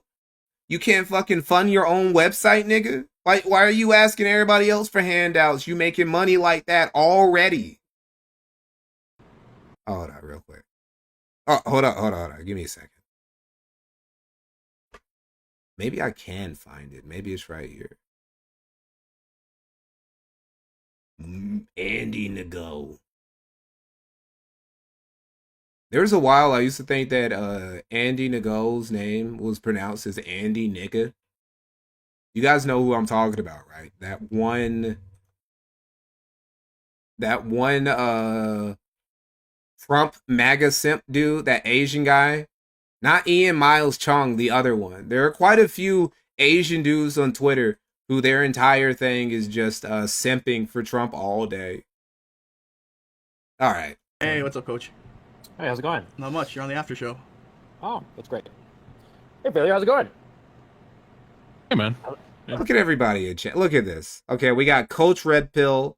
We got Failure, who is dead. We have Mundane Matt, whose career is dead. We got the Quartering, whose career is dying. We got Ralph Retort, who refuses to die. And then we got Zidane, who just left. He saw how the winds were blowing for dudes affiliated with Internet Blood Sports in the sector. He's like, let me go. Let me leave and go get a real job. It's going. And Matt, I just got into the studio. So what are you guys all talking about? Nothing much in particular. We were talking about what's the optimal amount of angles to have in every one of our videos. Well, you wouldn't know now, would you? No, I usually use just one. Carter, you're just so fucking boring. Is that the best you can hit me with? Jesus. I mean, you could pull up our social blades and put them against each other and ask which one's more. Immediately he goes towards money. All right, just pull up our social blades, bro. You know, I get more views than you. I get more subs than you. I have more money than you. I mean, from the jump, because that's all he has, really. You know, something that's I always found interesting about Jeremy is that a lot of people don't know that he's fucking huge. I don't even think that Review Tech USA, when he initially agreed to that boxing match with Quartering, was aware that Jeremy is such a big boy, that he's over 6 feet tall, that he's the size of a fucking basketball player, an NBA center, or some shit like that. Because you wouldn't know it because he never brings it up. He acts like a bitch, and also he doesn't brag about his height. Probably because he's fat, right? Like, he's tall, but he's a tall guy who doesn't wear his height well. He's good at it. Because he's so big, he can hide his gunt, right? Because his gunt is actually, if you were to, like, examine it, if you were to, like, try to mathematically examine the Quartering's gunt, it's bigger than Ralph's, like, by a couple magnitudes, because he's so much, he's like a full foot higher off the ground than Ralph, so there's so much more mass and surface area to his gunt. But because he's so big, he can wear big baggy shirts and just keep it hidden. Boring, I suppose. It's gonna get worse because he drinks a lot and he's getting older though. Oh, that's how you measure like entertainment value. I see. Okay, good. I mean, we could use views too, whichever one's better for you, dude. Yeah, this is a good point for Coach. You know, you can't judge quality content by how much views a video has. There's some absolute slop on this website with a gajillion views, and some of the best videos you've ever seen barely get even 1,500. Oh, okay, this is my hobby. This is your job. No, it isn't. This is my hobby. Oh yeah, man. From the beginning. It's just trying to humble brag. This is my hobby. Dude, you've been trying to be a full-time content creator. What time is this? Like, what is this? 2018? How long? Like, almost a decade? Almost a decade at this point. You've been trying to become a full-time content creature. Okay. Yeah, okay. I have a. You're like trying to back me the fuck out because Coach was also lying too. Coach, when you think about it, Coach is actually, I want to say that Coach is a more I got to keep using past tense for Coach Red Pill, because he is dead, you know. 2 dead niggas are on this stream. That's kind of spooky. Yeah, Coach was actually a bit of a more shameless grifter than Quartering, but Quartering was much more successful as a grifter, and he ended up scheming way more money off his audience than Coach did. Because of your social blade and your view count numbers. Okay, does that mean that, for instance, like say Ralph Retort is a shitty YouTuber compared to PewDiePie, just because PewDiePie has like shitloads more views and sub counts than Ralph Retort does? Yes, it does. It means PewDiePie is way better at YouTube than Ralph. Okay, Ralph, you. I mean, it's hard to say I'm better than PewDiePie. Anyway, why am I getting dragged? You've been getting dragged in a lot. No, I would say in general, just because you have more views. Back in the days when Ralph had a successful show, he was cool with a lot of people. He was chill. He didn't pull up quite as much. He wasn't constantly dealing with baby mama drama. He wasn't living across the border from both of his kids. He wasn't constantly getting in. Ralph is he's currently fighting like, I don't know, like a 3-front war almost. He's fighting against Vickers again. He's fighting against, is he still fighting against Mersh, I think? Right? And who else is he fighting against? I know he's at war with like at least 3 other niggas right now. That's how he started 2026. Bottom line, you're never going to live down the fact that on camera you chugged Sargon's cum. That was you did it yourself. You did it all to yourself. So that's bottom line, your problem, man, not mine. Okay? So the fact that you're just Sargon's cum chugger, that you yourself did on your own video, I mean, you got it. This is such a golden take from Coach Red Pill. Such a base take. Such an accurate take. Coach nailed quartering from the beginning, right? This is what I'm talking about. The only person... Remember in my Vickers video where I was talking about how Vickers knew right away that the dude he bought that coin shop from was a giant scam artist grifter just like him, and he recognized game immediately? This is the exact same thing. This is one internet grifter who saw another internet grifter, and he knew right away, you're a piece of shit just like me. I see through you, Jeremy. Delivered, didn't you? How stupid can you possibly be? You think that would be entertainment? That it would never be, something that people would keep in the back pocket? You're such a fool. And basically what you are is you're a remora fish. That's what you are, okay? And nobody Dude, I've been YouTubing since before you were 40. I mean, I got this game down, my friend. I know. I know. I play a fucking claw machine that's more entertaining than your videos. I mean, look, dude, I've said this before, right? By the time, the reason why the quartering popping off was almost like law of averages finally working out in Jeremy's favor. When you make a gajillion channels, right? Eventually, one of them is going to pop. One of them is going to be super successful. Because, I don't know, you just keep doing YouTube consistently for a decade and you make 12, 10 channels. Eventually, one of them is going to do, like, super well. You've been doing Rode on the bird. Thank you for the $5. Good work. I reviewed your whole documentary. Quartering has always been a grifter, wants to act like a rebel, but got scared by Susie Lou. Oh, I know what you're talking about. I remember that. I was 40 10 years ago. So you've been doing this 10 years, right? Roughly. I think I remember what you're talking about. Susie Lou, that was the time when, I don't know, he basically lied about her. Like, he spread a false story. He picked up some false narrative that somebody else was spreading about Susie Lou online, and then he basically took it as truth, and then he just repeated the lie in one of his videos or on stream. Or is that somebody else? I know he did that to some Asian woman. I don't remember who, though. Yeah, roughly. Okay. How many subs do you have? Which channel? Your main channel. What does he mean, which channel? The one that's not dead, nigga. Nobody gave a fuck about unsleeved media at this point. About 150,000. 150,000. Actually, I'm looking at it and it says 57,000. Wrong. That's not my main channel. Which is your main Wait, channel? what do you say? Actually, I'm looking at it and it says 57,000. Wrong. That's not my main channel. Which is your main channel? Unsleeved media. No, it was not. By mid-2017, Unsleeved Media was no longer his main channel. It wasn't. He had already been making the moves to make quartering his main thing. He wasn't even giving Unsleeved Media... Like, after Magic Gate, quartering was basically done. Magic Gate was the quartering doing everything he could to not only light the bridge, what was left of the bridge between him and the Magic the Gathering community on fire, but also fuck them over for stealing his gacha pools on Magic the Gathering online. 100%, he was already shifting. He had already shifted towards making the quartering his main channel. He's capping here. Okay, I'm looking at it. B-Movie Paul, thank you for the $4.99. Hope you had a good New Year's, Mikey. Looking forward to all the streams and video in 2026. Oh, cool. There will be a lot of them. So you have 150,000 subscribers. Is that correct? I don't know. I mean, 151. And you're losing quite a lot as of late. You're losing, about 500 last month. That's right. Yeah. They closed a bunch of dead accounts. That account's been around a long time. I only have about 10 to 15% engagement, I would say. Yeah, it's been since February 3rd, 2012. That's what it says here, right? So I've been around a little over a year, and I have over 18,000 subs, which is roughly a 7. This is really lame, actually, what Coach is doing. 7th and 8th. Coach is basically just going ban for ban with YouTube subscribers. That's just really gay. That was really insecure, Coach.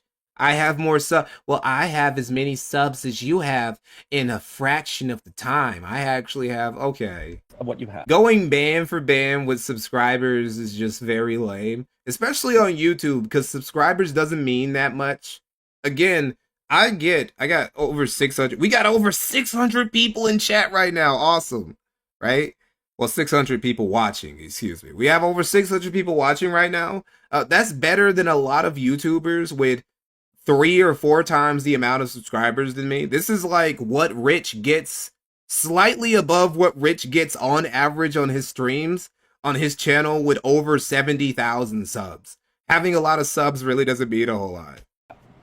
Okay.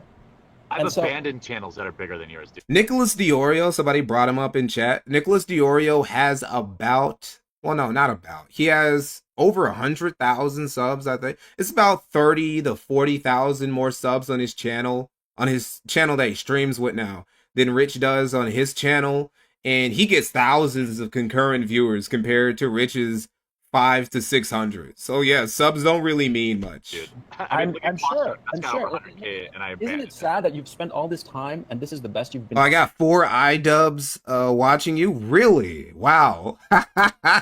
Maybe iDubbbz and Anissa do deserve lolcow of the year. We'll see. Able to do even it's a strong competition this year. You know, you got Hassan, you got Anissa and her husband, you got Bossman Jack. You got Styx Hexenhammer, and you got who was that? Oh, Pirate Software. You know, it's gonna be tough. Personally, I put my vote in. I know he's not gonna win. I put my money on Bossman Jack. That's who I voted for, first place. But I know it's gonna be between Hassan or Anissa and her husband, because those are just their names have been in the news way more. Only people like us. Only people like us appreciate the quality lolcow that is Bossman Jack. As you attach yourself to bigger YouTubers, you're kind of pathetic, aren't you? No, I'm not. Yes, you are. I've abandoned channels with 100,000 subscribers, something you could only dream of. You abandoned the channel he's talking about is Clawstruck. He abandoned that because all the claw machines, well, most of the claw machines in his area, the arcades kept closing and the claw machines kept going out. They kept getting taken out. So he literally couldn't do the channel unless he started buying the claw machines himself, or he and his wife started traveling the country just to do claw machine shit. So it was out of his hands, right? Like, he couldn't continue the channel even if he wanted to. Part of the reason too why the channel got so many views is because he was on the news one time because of the claw machine shit. I wanted to put it in the video, but I couldn't find the clip. It's gone. Okay, man. It's whatever you say. Okay. And it's a fact. It's a fact. But yeah, it is whatever I say. True. Mm-hmm. No, you got me beat. You know, I mean, like, you've been doing this for over a decade, and in your main channel, this is the best you've been able to do. And good on you. Congratulations on being able to, you know, make it to this level. You know what? Hold up. That was a good point. That actually was a good point by Coach.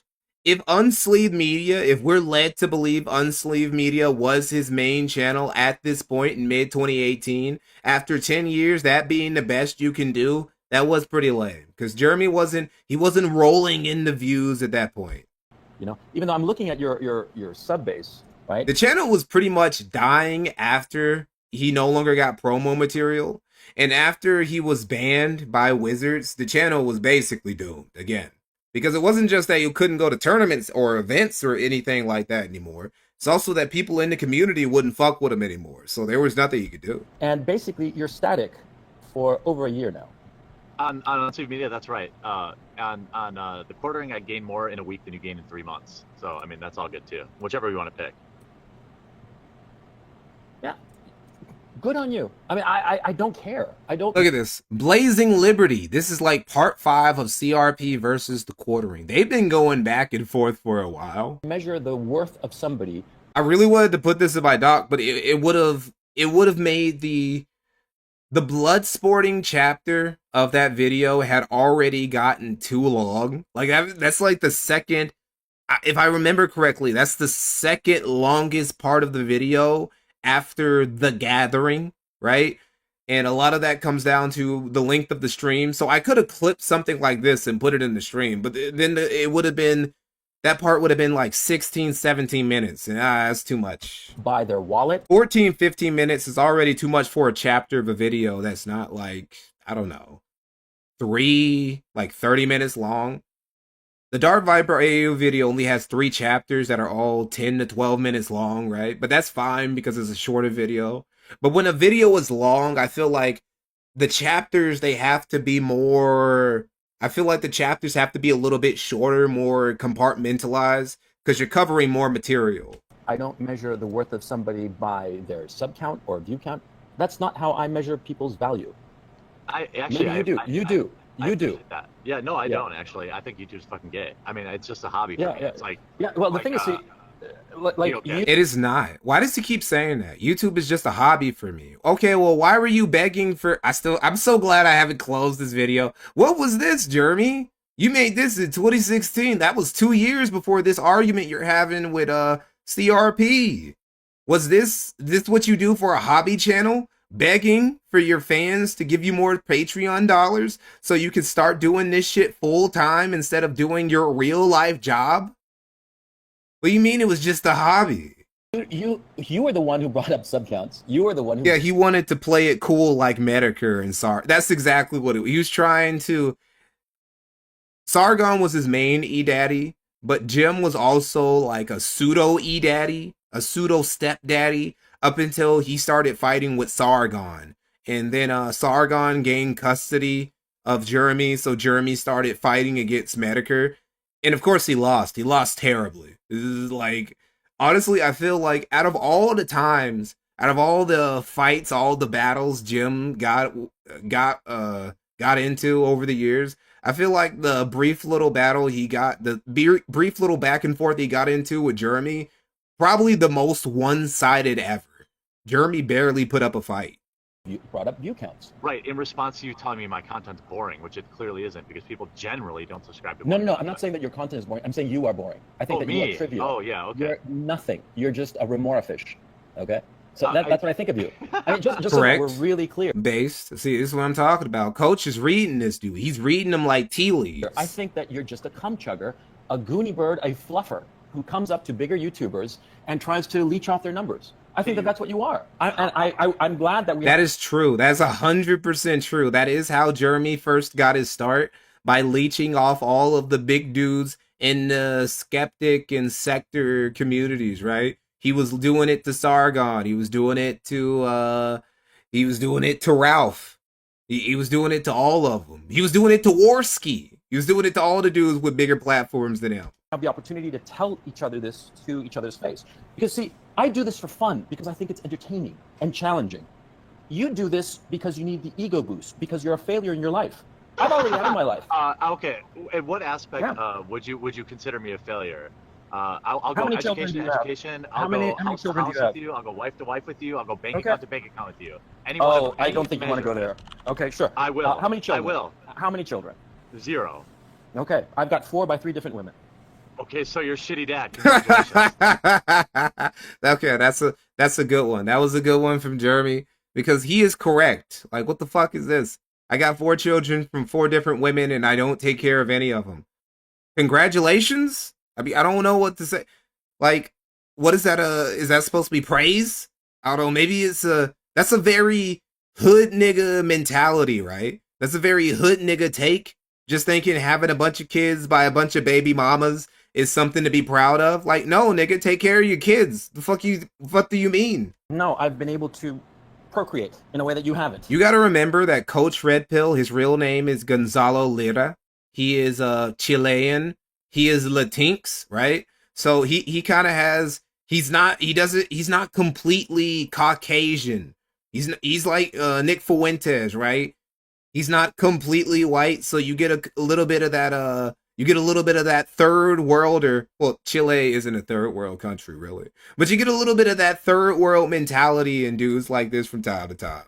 Oh, yeah. Yeah, he was Latinx. He no longer is. Having unprotected sex with sluts is He's Latinx, buried in some unmarked grave in Ukraine. Some sort of benefit or some sort of trophy. Congratulations, you're a shitty dad who abandoned 3 women. Congratulations. No, I haven't abandoned them. I live with my wife, who, by the way, my wife, I am her only son. Okay, so you abandon all of them except for one. Partner, and I have 2 children with her. Well, I imagine that's only kind of women you with please. other women. What? So like if I marry a woman who is a virgin when she met me, I'm a bad sexual, bad at sex. And No, if I don't, I wouldn't be proud of it at 50 years old. You're so sad. How many figures you want to go bank in your... account? You want to Okay, go? You let's go bank account. Let's go bank account. Oh no, the chat is turning against Coach Red Pill. The chat is taking Jeremy's side. God, CRP, you self-owned. Shitty dad quartering comes out swinging for a massive right hook. I don't think that's something to be proud of.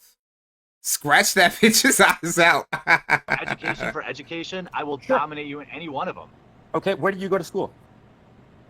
University of Whitewater, where I have a master's degree. I went to Dartmouth College, an Ivy League school. Great. I was offered the opportunity to get a PhD in history at Princeton. I turned it down to go to Hollywood to become a filmmaker. Oh, that's not actually what happened. What happened is that he had to drop out because maybe this isn't that college, but I do remember he one time had to either transfer or drop out because some girl in college accused him of sexually assaulting him. Sexually assaulting her, I mean. That's something that happened. So that's not exactly true.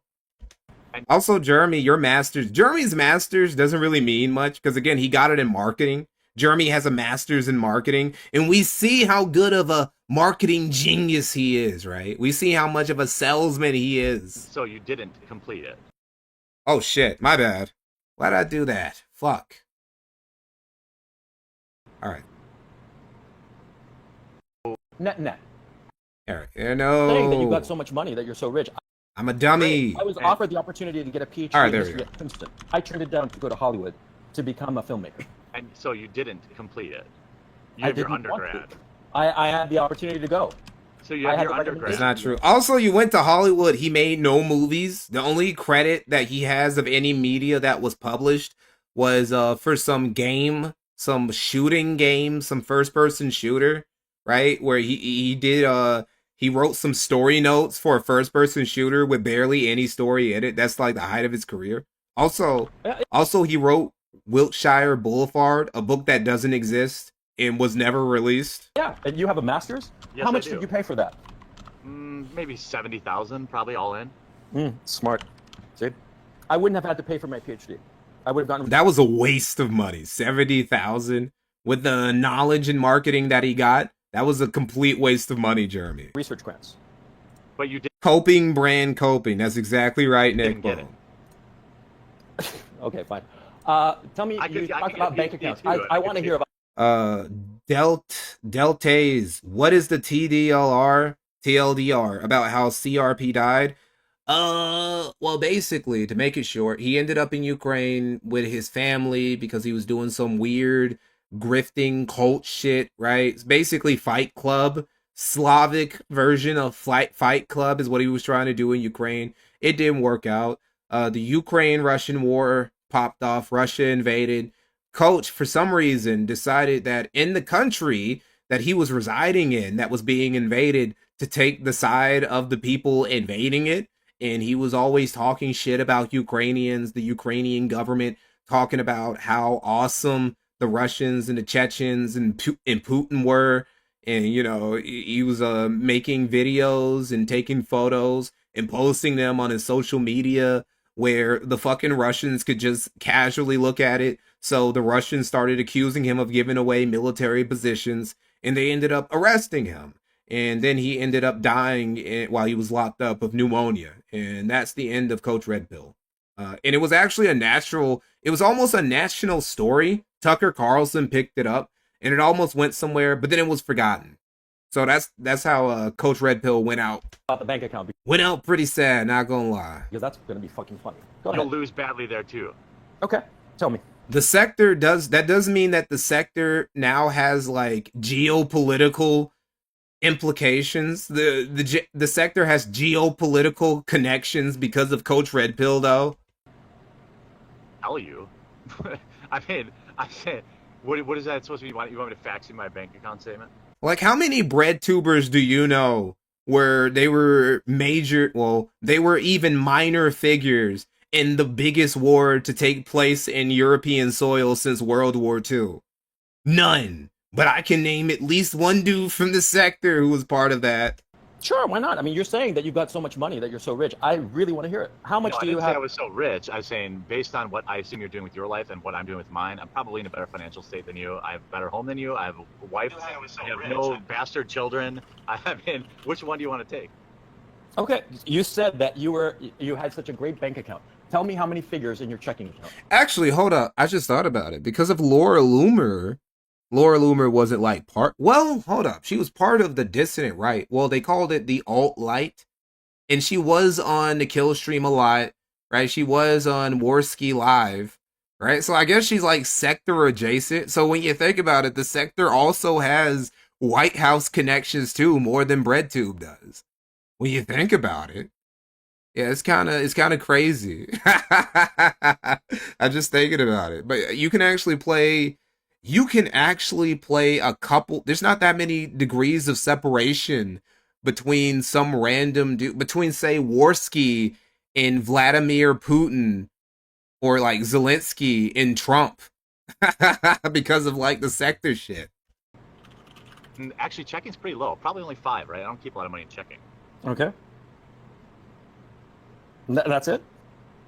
No, what do you mean? You want to talk about my IRA? You want to talk about my stock holdings? You want to talk about... Sure. Net. How many figures?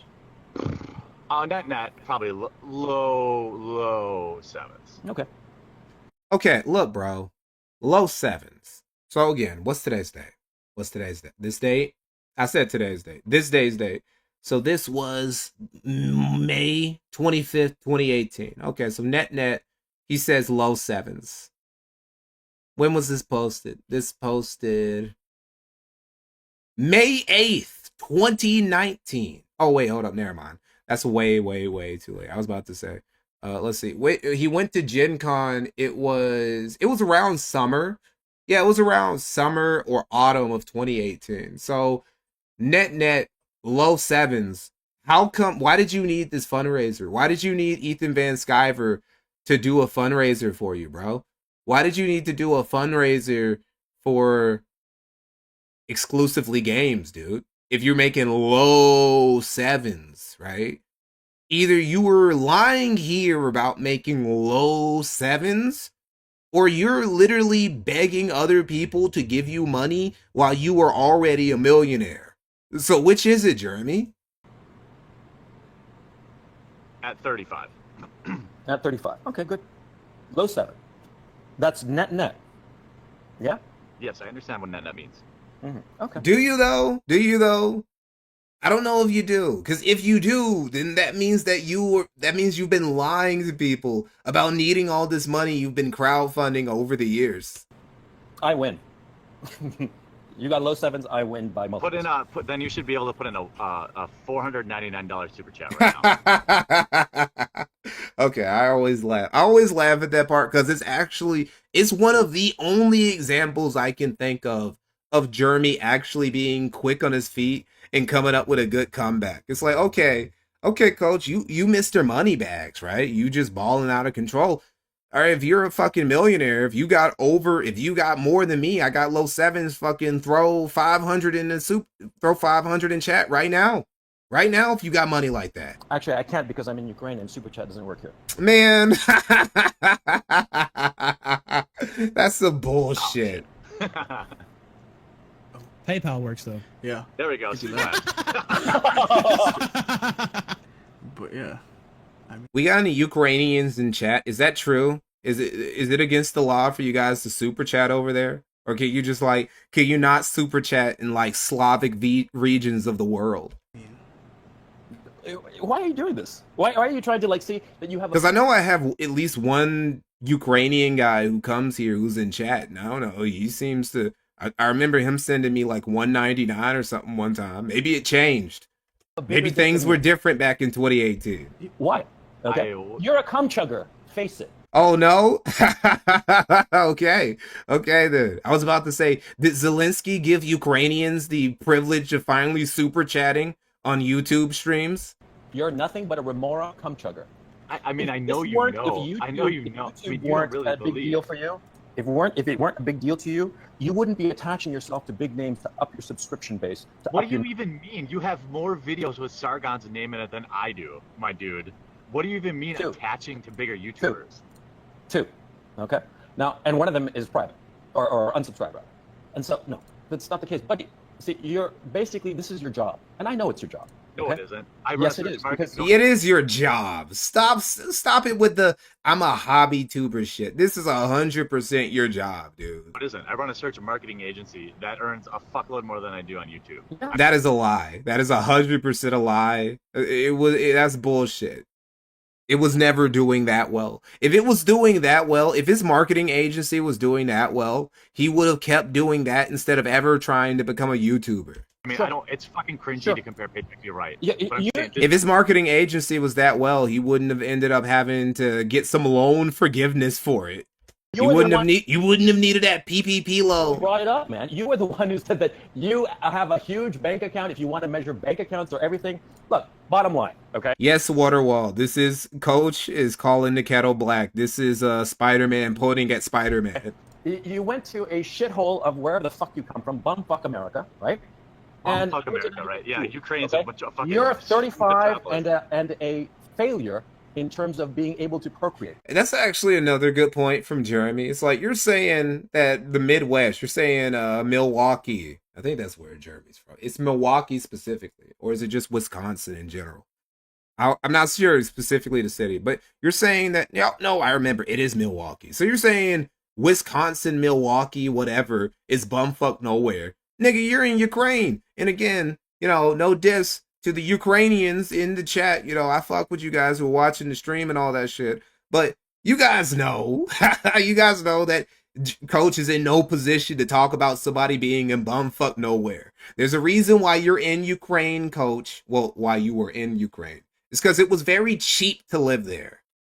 Okay. A failure. It's called being educated, dude. You think having illegitimate children makes you smart? No, it makes me successful in the Darwinian struggle for reproduction. That's what it makes me. Okay. Okay, so blowing your load in some chick makes you somehow. See, that's bullshit. It's like that means that I'm winning the Darwinian struggle. Now I know that he didn't believe that. I know that dudes who say shit like that don't. Because I Hypocrite also said some shit like that. You guys know who I Hypocrite did. He also simped for the quartering, right? Because the quartering is, I don't know, he makes a lot of money, so that means that he's a successful dude. Or he's a great guy because he has a lot of money. But he also one of those guys who believes that just having kids mean that you're successful in life.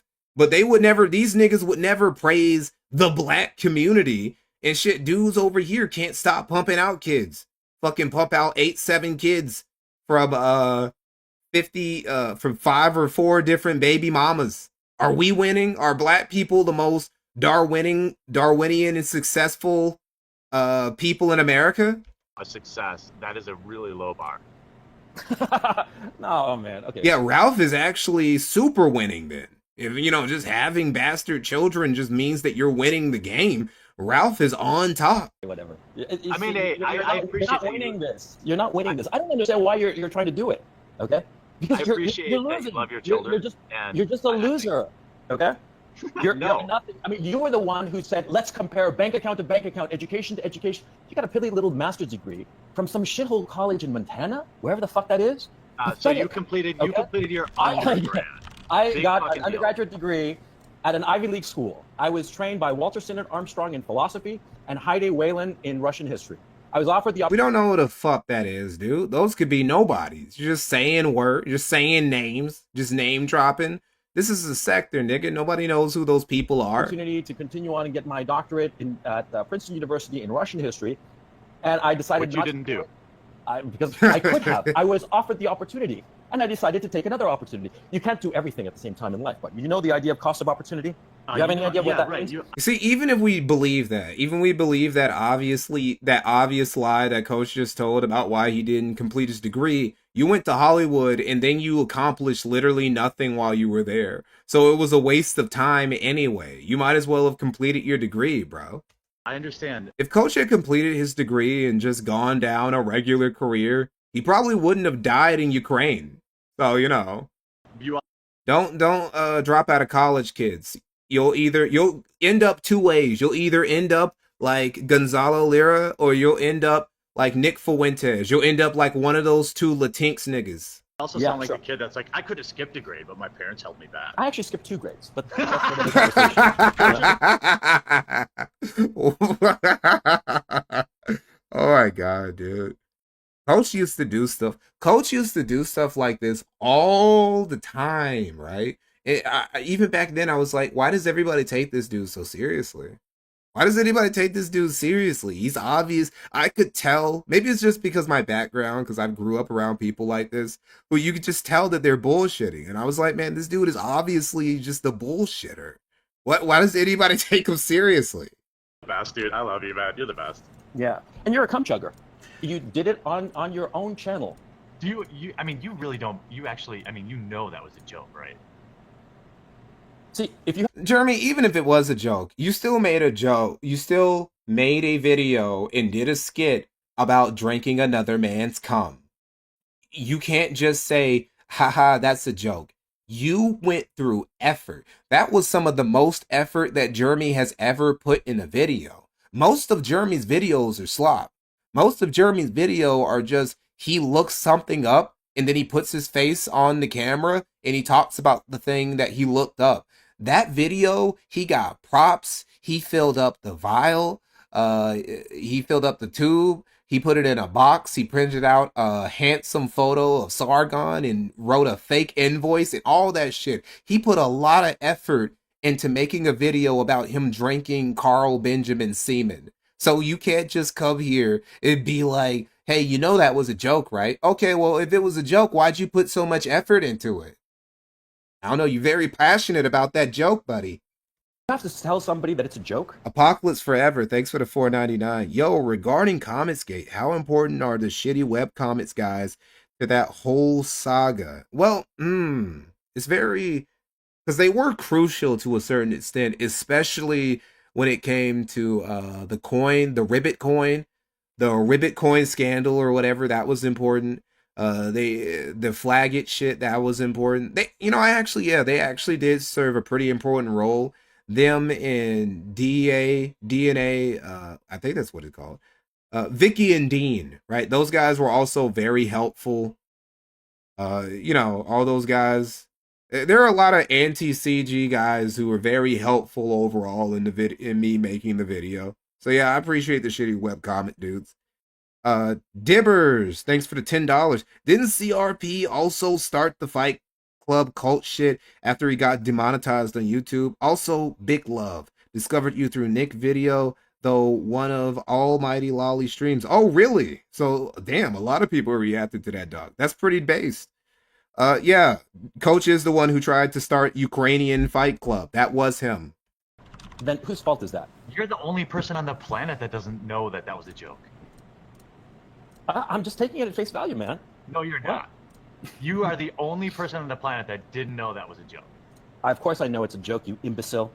Okay, I see where you're coming from before you do, man. Look, dude, it's what it represents. It's what the joke represents. Like, it means that you love Sargon. You look up to Sargon. You, daddy worship, have this parasocial relationship with Sargon to the degree that you're willing to make a video where you jokingly drink his semen, bro. That's what the video represents. That's what Coach was talking about. It means he's saying that you're just, it's like when I call somebody a dick rider. I say that you're a Sargon dick rider. I call the Groypers, Nick Fuentes dick riders. Obviously, you're not actually fucking riding that sausage, right? Not literally, but figuratively, you are 100% a glazer, buddy. That's what you are. Man. And you pathetically... You figuratively drank Sargon's cum all the time. You are a figurative cum chugger, right? And you tried to make the joke to own it, but all you did was solidify the fact that yes, you do love Carl Benjamin a little bit too much. Trying to whip it out with me? I mean, you said it. You were the one who said it. You can beat me on bank account. You can beat me on education. You can beat me on everything. Oh man, I can't. Isn't that the attitude of a loser? He actually can. Like, unironically, to Jeremy's credit, he literally could beat Coach on all of those things. He does have a higher education than Coach. He did make more money even back then than Coach, right? he was less of a terrible father than Coach just because he doesn't have any children to neglect. You know that Coach said that the thing was he's gonna make it up to his kids because the videos he was making were gonna be for his son, basically. They're gonna be for his son grow up and become a man, so that's why he was making all those red pill videos. And somebody in the comments of one of the videos was like, well, Coach, why don't you just go and raise your son instead? And, you know, he didn't have any response to that. The loser who has to express that he's better than somebody else by the mere measurement of metrics. You started a conversation that metrics were the only thing that mattered in a fucking YouTube channel. It's a fucking hobby. Some people actually like bleeding subs and how it was a good thing. It's like you're using the same logic JF does. My channel's bleeding hundreds of subs a day, but it doesn't matter. You were the one who said that. I'm not bleeding subs. You were the one who argued that he was bleeding subs. You were losing subs and that it meant whatever. No, I'm actually really surprised that JF managed to outlive Coach. I really wouldn't have imagined that a couple years ago. Talking about especially considering that JF is like literally a murderer. Like he literally just killed his wife in cold blood and got away with it. Somehow he still managed to outlive Coach. Coach was actually married and somewhat taking care of his wife and their child together before he died. So, you know, good for Coach. You used to tell Andy when he was bleeding. You dropped out. You're dropping out. I must be too far away from my Wi-Fi, but I only brought up metrics when you brought up the fact that my content was boring. But if you just say I'm boring and you enjoy my content, then we can be friends. I don't enjoy your content. I don't watch you. I think you're a moron. What do you want me to say? You watch at least one video. Yeah, the one where you chugged Sargon's cum and thought that you were getting back at me. It was you. Yeah. It's interesting you thought that was about you. Okay. Well, look, dude, I don't care about you. Okay. Clearly. And you whipping out metrics just makes yourself look foolish because there's value to people beyond their metrics. What is and that? the metrics that you choose to compare yourself to me This with, is really rich coming from Coach. Like, bro, who do you think you are? You aren't some motivational spiritual coach, bro. You're a very materialist, red pillar type of dude who, like, you did not live the sort of life to justify talking to this dude like this.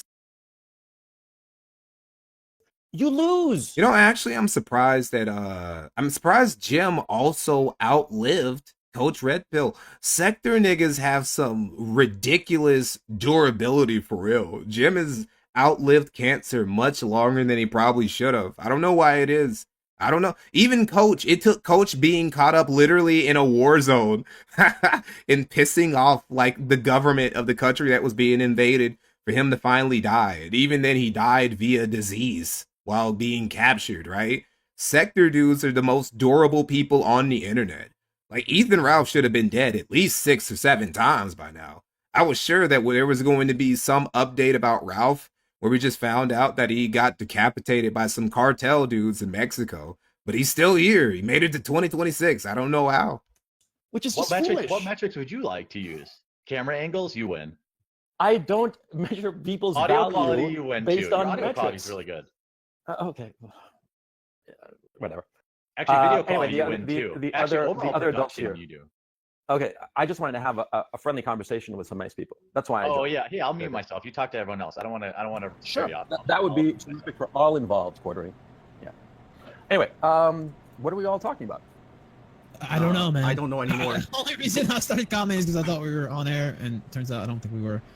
So I'll apologize for getting my. Don't worry about it, dude. It's cool. My hackles raised. We're good. We're good. It happens, dude.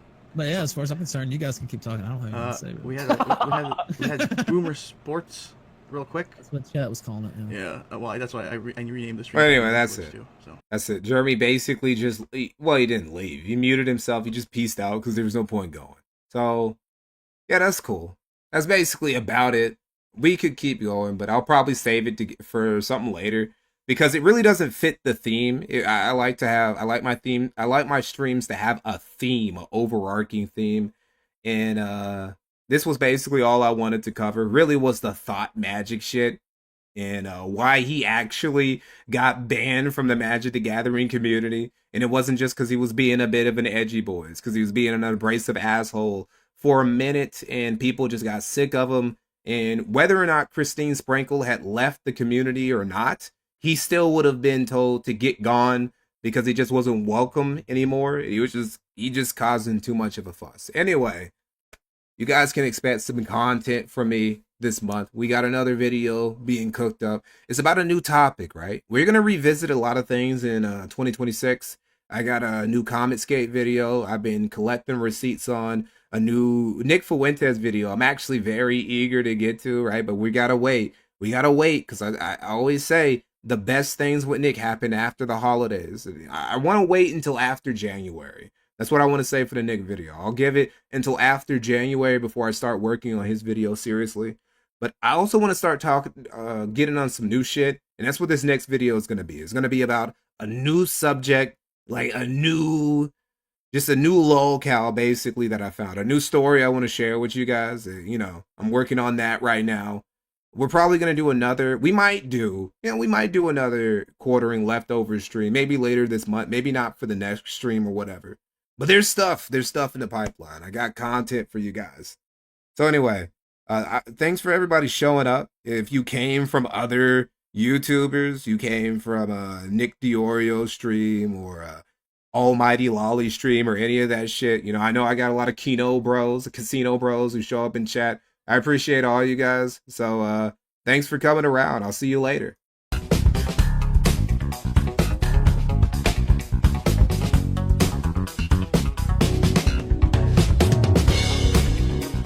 Any Sargon of Akkad videos? Oh yes, there will be a skeptic community video documentary this year. Have no doubt. I gotta do that before I do the Gamergate documentary. Don't forget. All right, I'll see you guys.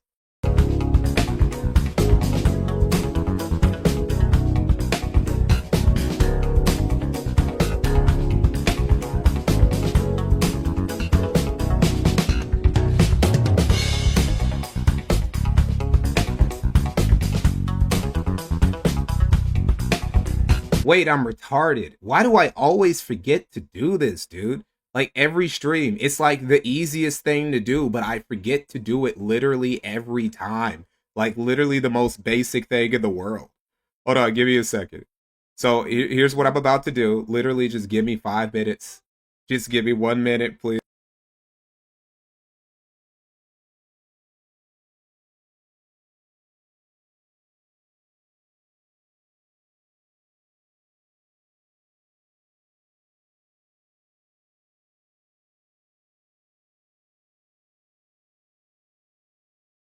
Okay, there you go. This is the link. I just posted the link where the playlist where all the streams are held. This is where all the streams will go. This is also going there next. All the VODs are here. Okay, that's all. All right, thank you. I'll see you guys next time. Oh, wait, you can't see. I'm retarded. I'm stupid. Okay, it's right here.